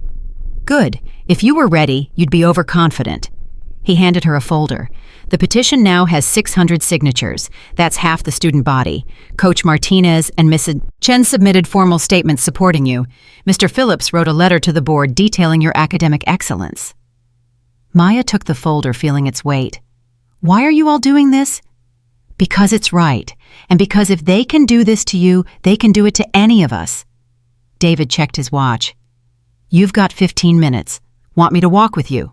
"No, I need to do this alone." She made her way to the administration building, each step feeling like walking toward an execution. Outside Whitmore's office, she found an unexpected crowd: Coach Martinez, Mrs. Chen, Mr. Phillips, and at least a dozen students all waiting in the hallway. "What are you doing here?" Maya asked.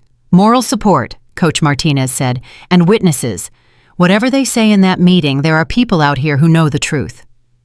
Maya felt something crack in her chest, the same feeling she'd had at the first scholarship review. These people, some of them strangers a week ago, were standing with her. The secretary opened the door. "Miss Rodriguez, they're ready for you." Maya walked into Whitmore's office and stopped short. The room was crowded again, but the composition had changed. Whitmore sat behind his desk looking uncomfortable. Mrs. Ashford was there studying her notes with unusual intensity. 3 board members Maya recognized from Friday, but Richard Sterling was notably absent. In his place sat 2 people Maya didn't recognize: a severe-looking woman in her 60s wearing an expensive suit and a younger man with a tablet taking notes. Whitmore cleared his throat. "Miss Rodriguez, please sit. I'd like to introduce Margaret Thornton, president of the Westbridge Board of Trustees, and James Chen, our legal counsel." Legal counsel. Maya's stomach dropped. Margaret Thornton studied Maya with sharp eyes. "Miss Rodriguez, we've spent the weekend reviewing your case extensively. The allegations against you, your academic record, the circumstances surrounding your scholarship, and the events of Saturday's showcase." Here it comes, Maya thought. They're going to expel me, and they brought a lawyer to make sure I can't fight it. "We've also," Thornton continued, "been made aware of a video that has gone significantly viral showing your performance. As of this morning, it has been viewed over 300,000 times and has attracted attention from several news outlets requesting comment from the school." Maya said nothing. Additionally, Thornton's expression was unreadable. "We received a rather disturbing anonymous tip over the weekend. Someone sent us security footage from various locations in the school, along with documented incidents of harassment directed at you that were never properly investigated." Maya's pulse quickened. "Anonymous tip, security footage," James Chen, the lawyer, spoke up. "The footage shows multiple incidents of Madison Sterling and her associates engaging in behavior that clearly violates our anti-harassment policies. The cafeteria incident, the hallway confrontations, several other instances. It also shows evidence that equipment for your showcase performance was deliberately tampered with." "We don't know who sent this information," Thornton added, "but it raises serious questions about how certain situations have been handled by this administration." She shot a look at Mrs. Ashford, who seemed to shrink in her chair. Whitmore shifted uncomfortably. "Miss Rodriguez, in light of this new evidence and your exceptional performance at the showcase, the board has reached a decision regarding your scholarship." This was it. Maya braced herself. "Your scholarship will continue without interruption," Thornton said firmly. "Furthermore, we are implementing mandatory anti-harassment training for all staff and students, and we're establishing a formal complaint process with outside oversight. Mrs. Ashford will be heading this initiative as her primary responsibility." Maya stared at them, not quite processing the words. "I'm not being expelled." "Absolutely not. Your academic record is exemplary, and your behavior throughout this ordeal has shown remarkable restraint." Thornton leaned forward. "However, I need to be frank with you, Miss Rodriguez. The viral nature of that video has put Westbridge under scrutiny. We're receiving questions about our diversity initiatives, our scholarship program, and our handling of harassment complaints. The board needs to be certain that you will represent the school appropriately moving forward. There it was, the catch. You want me to stay quiet about what happened, Maya said. We want you to be mindful that your actions now reflect on the entire Westbridge community, Whitmore interjected quickly. No. Thornton cut him off sharply. That's not what I'm saying at all. She turned back to Maya. You have every right to tell your story however you choose. What I'm saying is that the board recognizes we failed you. Multiple members of our administration failed to take your complaints seriously, failed to investigate harassment, and allowed a hostile environment to persist because of donor influence. She pulled out a document. This is a formal apology from the Board of Trustees acknowledging our failures and committing to concrete changes. We'd like your input on what those changes should look like. Maya took the document with shaking hands. I don't understand. What changed between Friday and today? Reality, Thornton said bluntly. That video made it impossible to sweep this under the rug, and the anonymous evidence package made it clear that serious policy violations occurred. The board cannot ignore that, regardless of who their parents are. What about Madison? Maya asked. What consequences is she facing? Whitmore and Thornton exchanged glances. Finally, Thornton spoke. Madison Sterling has been placed on academic probation. Any further violations will result in expulsion. Her father has been informed that his future donations will not influence disciplinary decisions. How did he take that? Maya couldn't help asking. Poorly, Thornton said with the hint of a smile. But the Sterling family, despite their wealth, does not own this institution. The board has other donors, other priorities, and we will not sacrifice our integrity for anyone's money. Maya sat back, trying to process everything. She wasn't being expelled. Her scholarship was safe. The administration was actually acknowledging their failures. It felt too good to be true. What's the catch? She asked bluntly. James Chen, the lawyer, spoke up. No catch, but Miss Rodriguez, you should be aware that you now have legal options.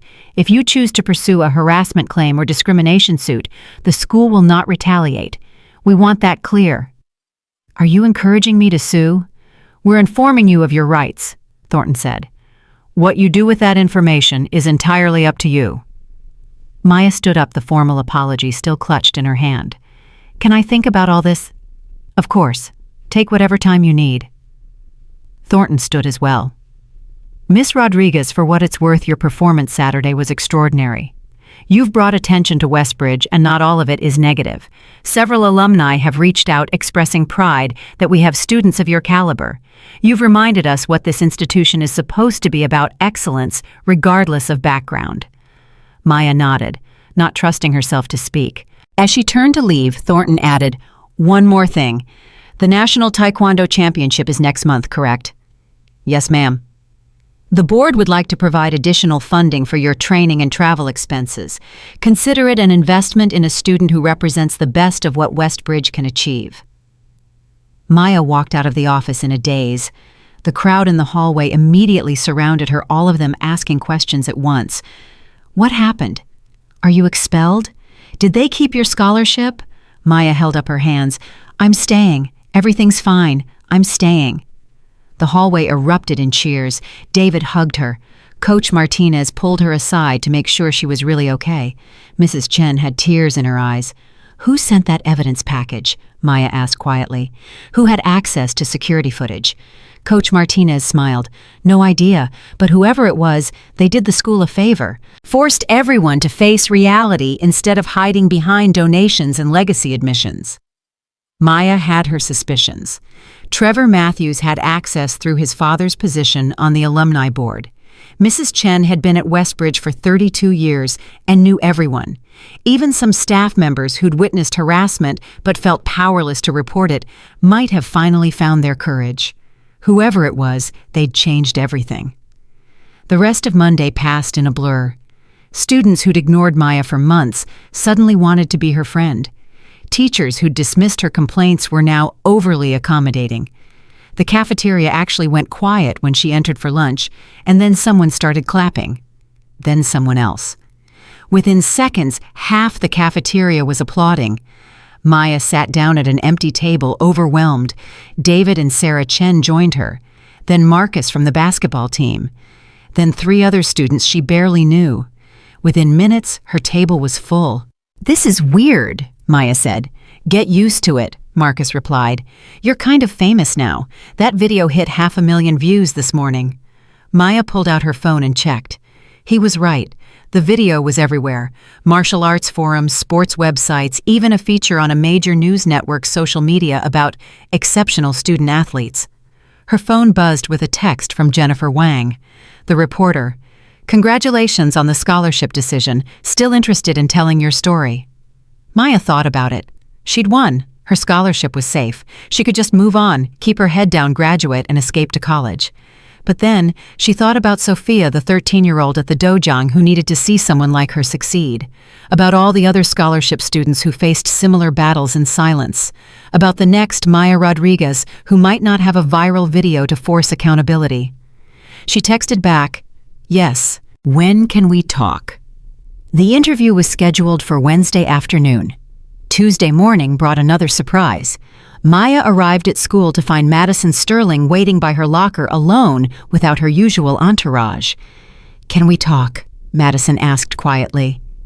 Maya's first instinct was to refuse, but something in Madison's expression, a vulnerability she'd never seen before, made her pause. "Fine, but make it quick." They walked to an empty classroom. Madison closed the door and stood there for a moment, looking smaller somehow than she had a week ago. "I'm sorry," she said finally, "for everything. The cafeteria, the threats trying to sabotage your boards. All of it." Maya crossed her arms. "Your father told you to apologize?" "No, he's furious I'm even talking to you. He wants me to transfer schools, start fresh somewhere. My failure won't follow me." Madison's voice cracked slightly. "I'm apologizing because I need you to understand something. I've been competing my entire life, and I've never lost. Not because I was the best, but because my father made sure I couldn't lose. He bought my victories, my opportunities, my entire identity." "That must have been hard," Maya said, not entirely sarcastic. "It is." Madison met her eyes. "Saturday night, when you won, when I saw you on that stage doing something genuinely exceptional, I realized I have no idea who I am without my father's money and influence. I don't know what I'm actually good at, because I've never had to be good at anything. Someone else always did the work." Maya felt her anger softening slightly. "So what are you going to do about it?" "I withdrew from dance team. Told my father I'm not performing in anything he sponsors anymore. I want to find something that's actually mine." Madison laughed bitterly. "He threatened to cut me off financially, said I'm throwing away my future out of jealousy." "Are you jealous? I mean, honestly, yes, but not of your performance, of the fact that when you stood on that stage, you were completely authentically yourself. I've never been myself in my entire life. I don't even know who that person is." They stood in silence for a moment. Maya thought about her father's words. Everyone has their own battles, even rich people in golden cages. "I can't forgive you," Maya said finally. "Not yet. Maybe not ever. You put me through hell. I know. But I appreciate you being honest. That's something." Madison nodded. "For what it's worth, you deserve to win. Completely deserved it. And I hope you destroy the national championship." She left before Maya could respond. Wednesday afternoon, Maya met Jennifer Wang at a coffee shop in Hartford, far from Westbridge's campus. The reporter was in her 30s, sharp-eyed and professional, with a recording device and a notepad. "Tell me your story," Jennifer said. "From the beginning." Maya talked for 2 hours. About her father's death, about Abuela's double shifts, about the scholarship that was supposed to be her ticket out. About the cafeteria incident, the harassment, the administration's complicity. About Master Chen and the dojang, and the 8 years of training that nobody at Westbridge knew existed. About the showcase and the sabotage, and the moment she decided to stop being invisible. Jennifer took notes, asked clarifying questions, and listened with the intensity of someone who understood they were documenting something important. "This is a powerful story," Jennifer said when Maya finished. "It touches on class race institutional bias, the pressure on scholarship students. Can I be frank with you? Please. This is going to get attention, a lot of it. Some people will champion you. Others will criticize you for speaking out, say you're ungrateful or playing the victim. The Sterling family has connections with several media outlets. They might push back hard." Maya thought about Madison's apology about Richard Sterling's threats about everything she'd already survived. "Let them," she said. "I'm done being quiet." The article published Friday morning front page of the Hartford Courant's local section, "Scholarship Student Fights Back, One Girl's Battle Against Elite School's Bias." By noon, it had been picked up by the Associated Press. By evening, national news outlets were requesting interviews. Maya's phone wouldn't stop ringing. CNN wanted her on their education segment. ESPN was interested in her martial arts background. Local television stations wanted to film her training at the dojang. "This is insane," Maya told Master Chen as reporters gathered outside the dojang Thursday evening. "This is what happens when you force people to pay attention," he replied. "You've become a symbol now, Maya. Not just for yourself, but for everyone who's ever been told they don't belong."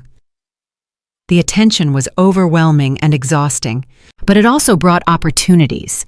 A sports equipment company reached out about sponsorship. 2 universities that hadn't recruited her before were now offering full rides. The National Taekwondo Association called to say they were following her story with interest. Through it all, Maya tried to stay grounded. She attended classes, maintained her grades, trained at the dojang, took care of Abuela. The fundamentals that had gotten her this far. 3 weeks after the showcase, Maya received an unexpected visitor at the dojang.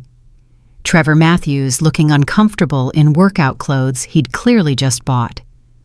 "I want to learn," he said simply. "Not because it's trendy or because you're famous now. Because watching you made me realize I've spent my entire life being passive, letting things happen around me without taking a stand. I want to learn discipline, control, how to fight for something that matters." Master Chen looked at Maya. "Your decision. Do we let him in?" Maya studied Trevor for a long moment. He'd been complicit in Madison's behavior for years. He'd benefited from the same system that had tried to crush her, but he'd also warned her about the sabotage. He'd broken up with Madison when it cost him social status. He was here asking to learn, acknowledging his failures. "Everyone deserves a chance to become better," Maya said finally. "Welcome to the dojang. But Master Chen doesn't go easy on anyone, and neither do I." Trevor nodded. "I wouldn't expect you to." As November turned to December, life at Westbridge gradually normalized into a new reality. The anti-harassment policy was actually enforced. Teachers were more careful about how they treated scholarship students. Madison kept her distance but was visibly trying to rebuild herself into something authentic. The viral video eventually faded from the trending pages, replaced by newer content. But its impact remained. Maya had become a symbol, whether she wanted to be or not, of fighting back against systems designed to keep people in their place. One Friday evening, Maya found Abuela sitting at the kitchen table staring at a letter. "What's wrong?" Maya asked. Abuela handed her the envelope. It was from the hospital where she worked, offering her a promotion to head nurse with a significant salary increase.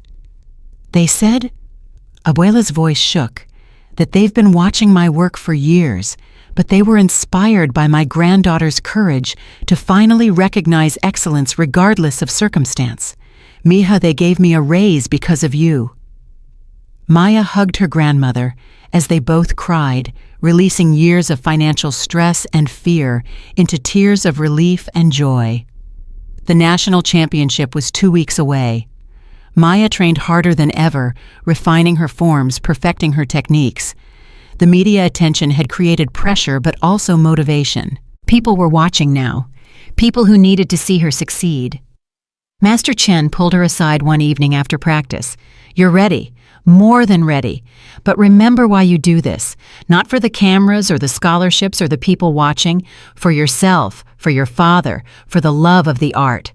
I know, Maya said. I haven't forgotten. Good, because pressure reveals who we really are. And I want to make sure you remember who Maya Rodriguez is when the world is watching. Maya looked at her reflection in the dojang mirror, at the girl in the worn dobok who'd traveled from invisible to unmissable in the span of a few months.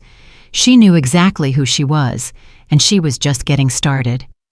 The National Taekwondo Championship took place in Denver the first weekend of December. Maya had never been on a plane before, had never left the East Coast, had never competed at this level with so much attention focused on her every move. Coach Martinez accompanied her along with Master Chen, and to Maya's surprise, Abuela, whose new salary and the school's sponsorship money made the trip possible. They landed Friday afternoon, and Maya spent the evening in the hotel room trying to control her nerves. "You're shaking," Abuela observed as they ate dinner from a local restaurant Master Chen had found. "There are going to be cameras everywhere. ESPN is covering it. That sports network that interviewed me last week is sending a crew."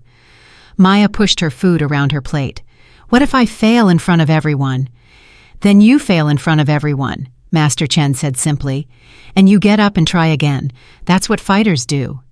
"Easy for you to say. You're not the one performing." "No, but I was once. 1983 Nationals, I was favored to win. Tore my hamstring in the semifinals. Had to withdraw. Cameras caught me crying on the mat. That footage followed me for years." He smiled slightly. "But I came back the next year and won. Nobody remembers the tears anymore. They remember the victory that came after." Saturday morning arrived cold and bright. The convention center where the championship was held was massive multiple competition rings, vendors selling equipment, hundreds of competitors from across the country. Maya checked in and received her competitor number 247. The women's advanced division didn't compete until afternoon.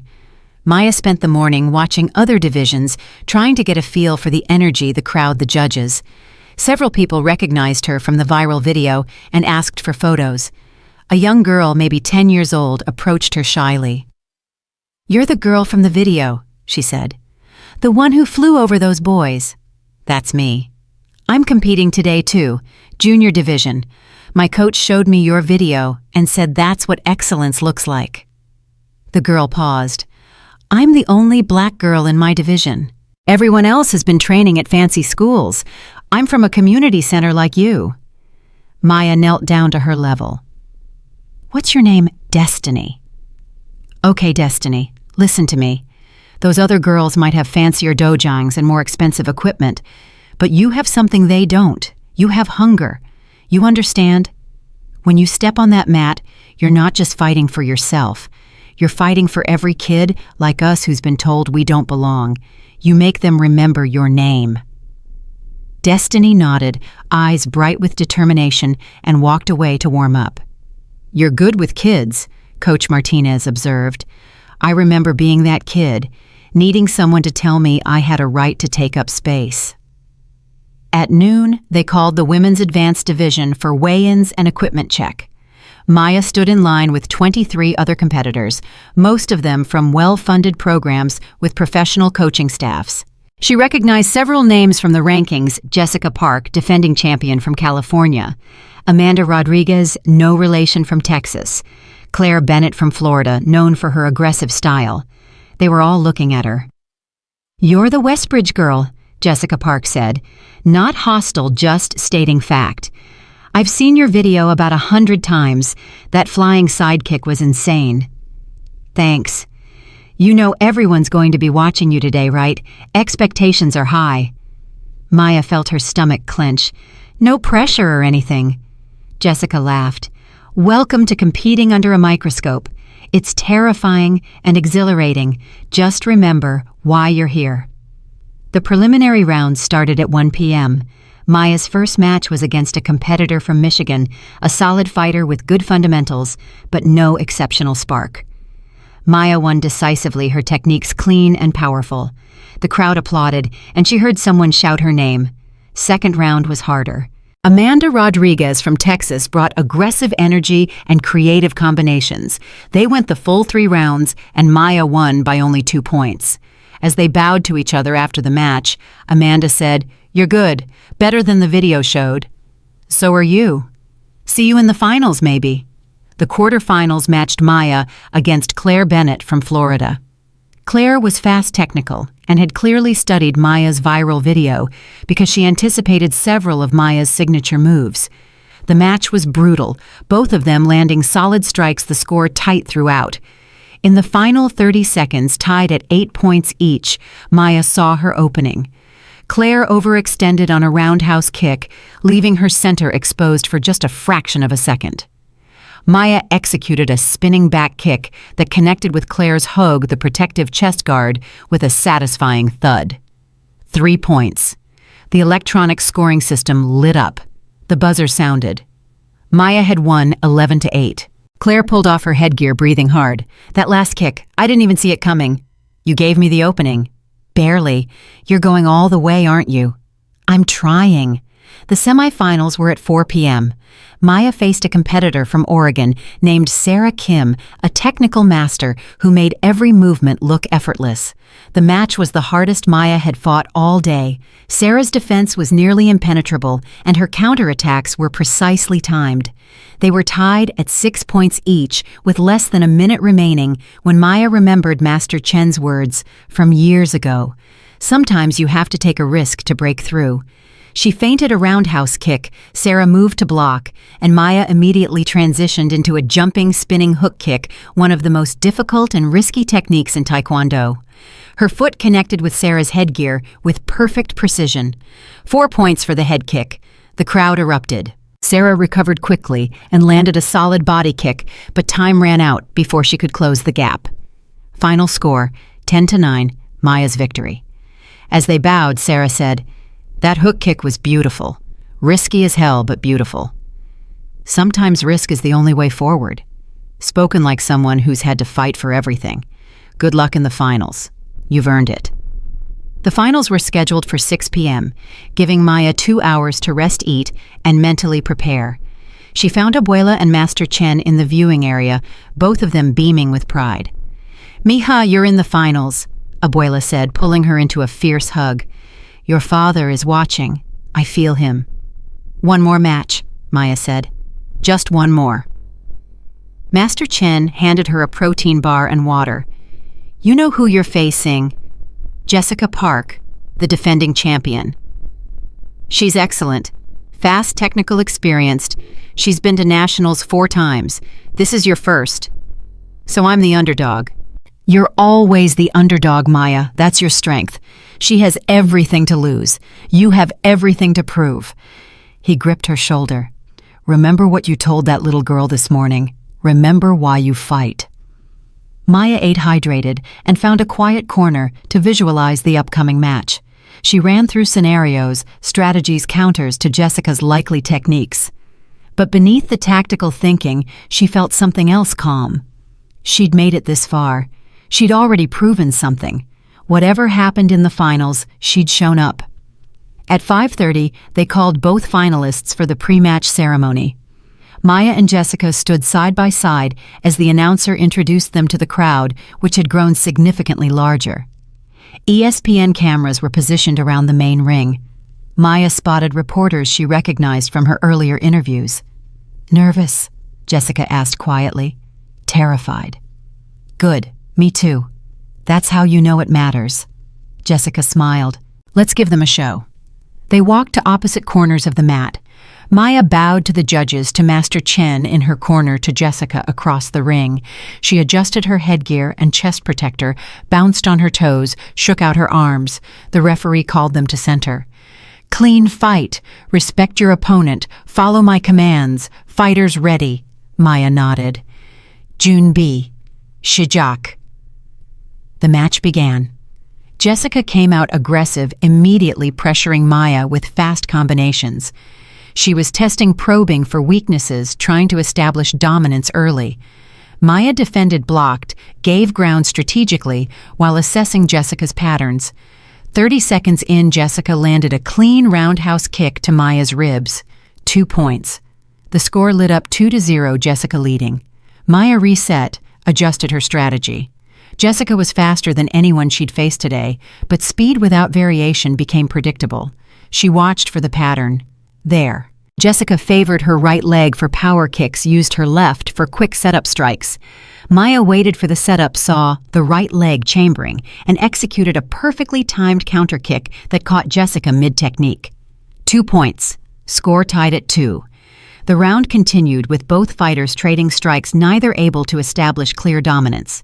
Jessica's experience showed in her ring management, the way she controlled distance and timing, but Maya's hunger drove her forward, refusing to give an inch she didn't have to. Round 1 ended tied at 5 points each. In the corner, Master Chen handed her water. "She's faster, but you're more powerful. She's more experienced, but you're more creative. Stop fighting her fight. Make her fight yours." Round 2 began with Jessica adjusting her strategy, staying more defensive, trying to draw Maya into overcommitting. Maya recognized the trap and stayed patient, using feints and footwork to create angles. 2 minutes into the round, Maya saw her opportunity. Jessica threw a high roundhouse aimed at Maya's head. Maya ducked under it and immediately launched a spinning back kick that connected solidly with Jessica's chest protector. 3 points, Maya leading 8-5. Jessica's expression shifted from confident to focused. She increased her pressure, landing 2 quick body kicks to tie the score at 8. The crowd was on their feet now, sensing the intensity of the competition. With 30 seconds left in round 2, both fighters circled each other, breathing hard, looking for the decisive opening. Jessica attacked with a combination, and Maya countered with a jumping front kick that Jessica barely blocked. The round ended 8-8. Master Chen grabbed Maya's shoulders during the break. "Final round. Everything you've worked for comes down to the next 2 minutes. Remember who you are. Remember what you've overcome. Now go finish this." Round 3 began with both fighters visibly tired but refusing to show weakness. They traded strikes, blocked, countered, each point hard-earned. The score climbed 9-9, 10-10, 11-11. With 1 minute remaining, Maya was ahead by 1 point, 12-11. Jessica pressed forward desperately, knowing she needed to score. She threw a high kick aimed at Maya's head, committing fully to the technique. Maya saw it coming and made a split-second decision. Instead of blocking or evading, she ducked under the kick and immediately executed the same jumping, spinning hook kick she'd used in the semifinals. The most difficult, most risky technique in her arsenal. Her foot connected with Jessica's headgear with perfect precision and power. 4 points. The crowd exploded. Score 16-11, Maya leading with 30 seconds left. Jessica attacked frantically, trying to close the gap, but Maya's defense held. She blocked, evaded, ran down the clock with smart footwork and ring management. The final buzzer sounded. Maya had won. She was the national champion. The referee raised her hand, and the crowd's roar was deafening. Maya pulled off her headgear, and the reality crashed into her. She'd done it. Against every odd, every obstacle, every voice that said she didn't belong, she'd won. Jessica approached and hugged her. That last hook kick. My God, I've never seen anyone execute that under pressure like that. You pushed me to it. You're incredible. So are you. Congratulations, champion. The award ceremony was a blur. Maya stood on the top platform, gold medal around her neck, holding a trophy almost as tall as she was. Cameras flashed. ESPN conducted a brief interview where Maya could barely form coherent sentences through her tears. In the crowd, she found Abuela sobbing, Master Chen smiling with quiet pride, Coach Martinez cheering loudly. She found Destiny, the 10-year-old from that morning, jumping up and down with her own medal bronze in the junior division. That night, the hotel room felt like a celebration space.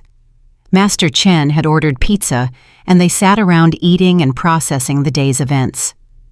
Maya's phone wouldn't stop buzzing with congratulatory messages from David Kim, from students at Westbridge, from people she'd never met who'd watched the championship live. One text made her pause.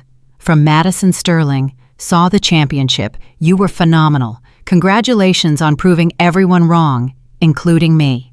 Maya stared at the message for a long moment before responding. "Thanks. Good luck finding your thing." The response came quickly. "Working on it. Joined photography club. Taking actual classes, not hiring someone to do my work. It's hard, but it's mine." "That's what matters," Maya typed back. Sunday morning, they flew back to Connecticut. The Hartford airport had a small crowd waiting, local news crews who'd been following Maya's story. She did a quick interview, mostly just expressing gratitude and exhaustion before escaping to the car Master Chen had arranged. Monday morning at Westbridge felt surreal. Maya walked through the halls with her gold medal in her backpack, and students actually stepped aside to let her pass. Not out of fear or hostility, but respect. In first period calculus, Mrs. Chen stopped class to congratulate her. "We're all incredibly proud, Maya. You've shown what dedication and excellence look like." At lunch, Maya's usual table in the library was occupied by a dozen students, all of them wanting to hear about the championship. She told the story, leaving out the private moments of doubt and fear, focusing on the competition itself. David Kim pulled her aside afterward. "You know what the best part of this is? You changed things here. Really changed them. There's a waiting list for the Taekwondo club now. 3 other scholarship students told me they're not afraid to speak up anymore because you showed them how." "I just wanted to make it through the year without getting expelled," Maya said. "Well, you did that and then some. You're a legend now. Deal with it." That afternoon, Headmaster Whitmore called her to his office. Maya walked in with significantly less fear than her previous visits. "Miss Rodriguez, please sit. I wanted to congratulate you personally on your championship." He actually smiled, which Maya had never seen before. "The board is thrilled. Several alumni have reached out specifically to praise your achievement and express pride that Westbridge supported your journey." "Supported is a generous word," Maya said carefully. Whitmore's smile faded. "Yes, well, we've made significant changes since October. The new harassment policy is working from all reports, Mrs. Ashford is leading mandatory diversity training for all staff, and the board has allocated additional funding for the scholarship program." "That's good." "Maya," Whitmore's tone became more personal, "I owe you an apology. I failed to protect you when you needed protection. I allowed donor influence to cloud my judgment about what was right. That's unacceptable, and I'm working to ensure it never happens again." Maya studied him, trying to determine if the words were genuine or calculated. Finally, she nodded. "I appreciate that, and I appreciate the changes. But you should know that scholarship students are still watching. We're still taking notes. One championship doesn't erase years of bias." "I understand, and I hope over time to earn back your trust and the trust of students like you." "We'll see," Maya said and left. The rest of December passed in a whirlwind. College acceptance letters started arriving. MIT with a full academic and athletic scholarship, Stanford, Berkeley, Yale. Schools that had seemed impossible 6 months ago were now competing for her attention. Maya visited MIT in January with Abuela and fell in love with the campus, the energy, the sense that everyone there was hungry for knowledge and achievement. She committed on the spot. In February, Maya started teaching an advanced class at Master Chen's dojang. Sophia, the 13-year-old who'd approached her after the showcase, was one of her first students. Teaching forced Maya to articulate principles she'd absorbed instinctively, to break down techniques she'd perfected through repetition. She discovered she loved it. "You're a natural teacher," Master Chen observed one evening after class. "Have you thought about what you want to do after college?" "Engineering, probably. That's what my MIT scholarship is for. But is that what you want, or what you think you should want?" Maya paused mid-stretch. "I haven't really thought about it. Engineering seems practical, stable, good money. All true. But Maya, you've spent the last 6 months teaching people that following your passion matters more than meeting expectations. Maybe you should take your own advice." The words stayed with her. In March, Jennifer Wang's article was nominated for a Regional Journalism Award for investigative reporting on educational inequality. She called Maya with the news. "Your story resonated far beyond Connecticut," Jennifer explained. "We've gotten letters from scholarship students across the country sharing similar experiences. Some schools have implemented policy changes directly because of the attention your case brought." "That's incredible." "It is, but Maya, there's something else. A publisher reached out. They want you to write a book, your story from your perspective. They're offering an advance." Maya sat down hard. "A book? I'm 17. You're 17 and you've lived more than most people twice your age. Think about it. No pressure, but the offer is real." Maya thought about it. She thought about Destiny and Sophia and all the kids who needed to see someone like them succeed. She thought about her father, whose story had ended too soon. She thought about Abuela, who'd sacrificed everything. She called the publisher back and said yes. Senior year continued with its usual rhythms, but everything felt different now. Maya maintained her perfect GPA, trained at the dojang, taught classes, worked on her book proposal, and somehow found time to just be a teenager. She went to movies with David and Sarah. She joined the yearbook committee. She even attended prom wearing a simple dress Abuela had altered from a thrift store find and danced badly but enthusiastically. Madison Sterling approached her at prom looking genuinely happy in a way Maya had never seen. "I wanted to show you something," Madison said, pulling out her phone. She showed Maya a photography portfolio, powerful images of Hartford's South End of community centers of kids playing in streets of strength in unexpected places. "This is amazing," Maya said, meaning it. "Really amazing. I've been spending time at your neighborhood, if that's okay, documenting real life instead of manufactured perfection. I'm applying to art schools. My father is furious, but for the first time in my life, I'm doing something that's authentically mine." Madison smiled. "I learned that from you, that authenticity matters more than approval. Good luck with the applications." "Thanks. And Maya, I know I can never undo what I did, but I'm trying to become someone who wouldn't do those things. Someone better." "That's all any of us can do," Maya said. Graduation day arrived warm and clear. Maya sat with the other honors students, gold cords around her neck, marking her as valedictorian. When Headmaster Whitmore called her name to give the valedictorian speech, the entire graduating class stood and applauded before she'd even reached the podium. Maya looked out at the crowd, her classmates in their caps and gowns, parents and families in the audience, Abuela in the front row crying already, Master Chen beside her, Coach Martinez and Mrs. Chen, and all the people who'd supported her. She thought about the girl who'd walked through Westbridge's gates 18 months ago, invisible and afraid. She thought about the girl who'd been covered in spaghetti sauce and chose not to fight back with her fists. She thought about the girl who'd stepped on that stage and refused to be invisible anymore.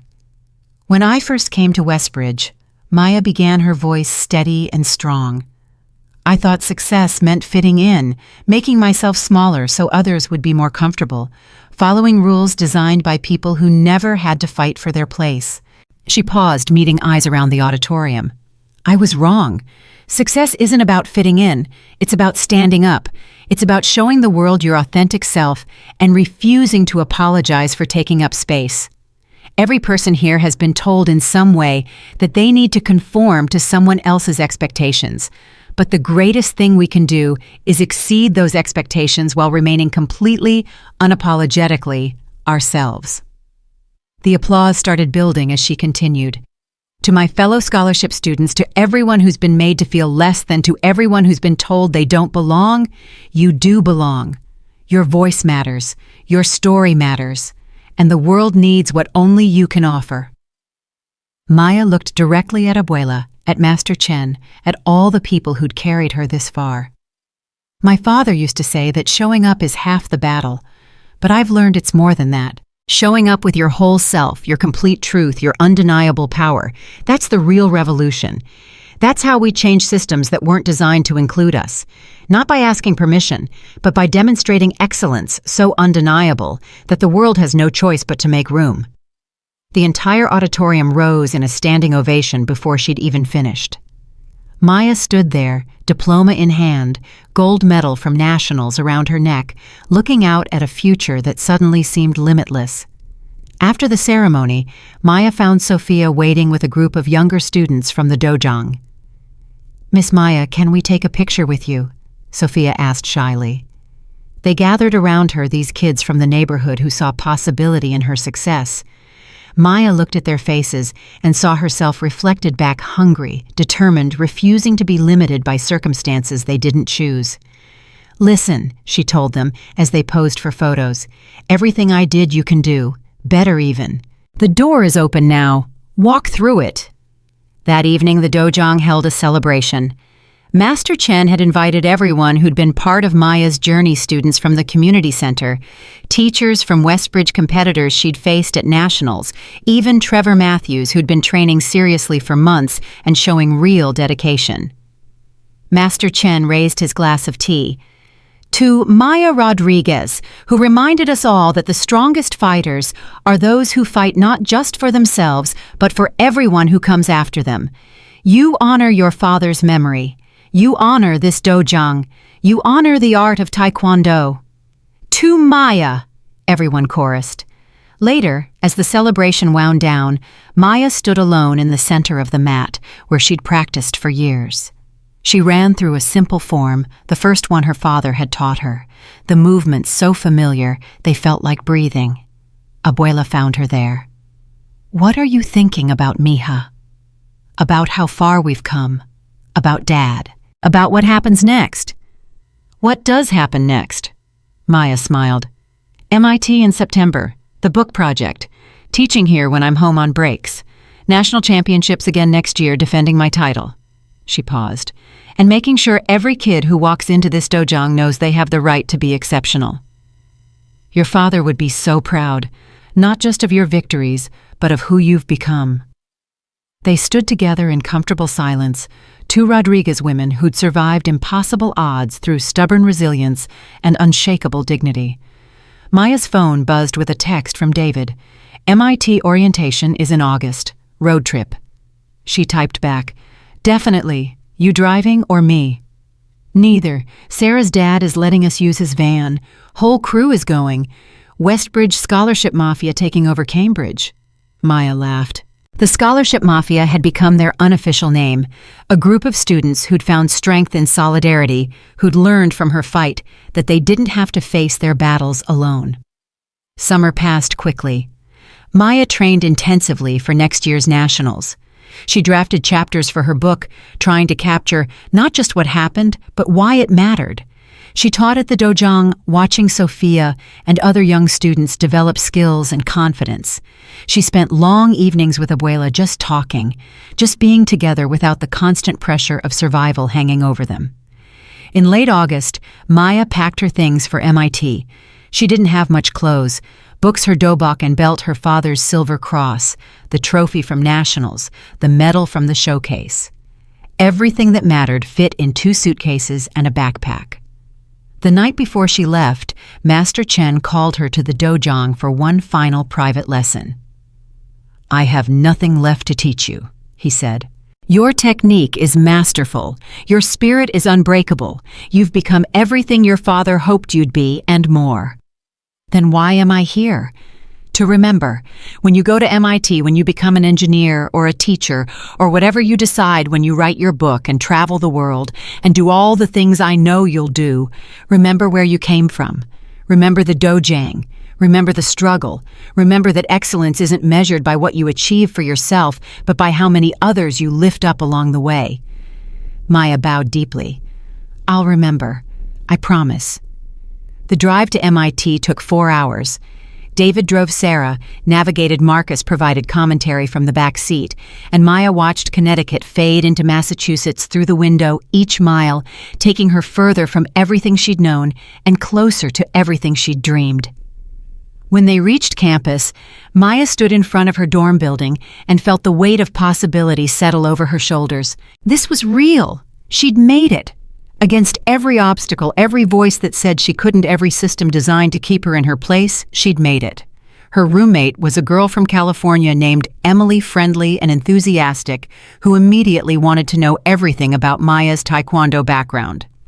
Within hours, Maya had been invited to join the MIT Martial Arts Club, had been connected with 3 other students interested in starting an educational justice advocacy group, and had been told about engineering research opportunities that aligned perfectly with her interests. That night, lying in her dorm room bed, Maya pulled out her father's silver cross and held it up to catch the lamplight. "We did it, Dad," she whispered. "I made it out. And I'm going to make sure others can too." Her phone buzzed with messages from the group chat. David had started photos of their respective dorm rooms, complaints about dining hall food excitement, about tomorrow's orientation. Then a message from Sophia at the dojang. Miss Maya, I won my first tournament today. Bronze medal. I thought of what you said about taking up space. Thank you for showing me how. Maya smiled and typed back. I'm so proud of you. Keep fighting. Keep shining. The world needs your light. She set her phone down and looked out the window at MIT's campus, stretching before her full of possibilities she was only beginning to imagine. She thought about the girl covered in spaghetti sauce who'd chosen discipline over revenge, about the girl who'd stood on that stage and refused to be invisible, about the girl who'd flown over 3 boys and changed everything. That girl was still here, still fighting, still refusing to be limited by anyone's expectations. Maya Rodriguez had shown them who she was. She'd shown them what determination looked like when it refused to apologize. She'd shown them that excellence doesn't require permission, that dignity can't be bought, and that the greatest victory isn't changing yourself to fit their world. It's changing their world by being unapologetically yourself. Some walls aren't meant to be accepted. They're meant to be shattered by people brave enough to show up completely, fight fiercely, and never ever disappear just because someone else finds their presence uncomfortable. Maya had shattered those walls, and in the rubble she'd built something better, a path for everyone coming after her, lit by the undeniable fire of her truth.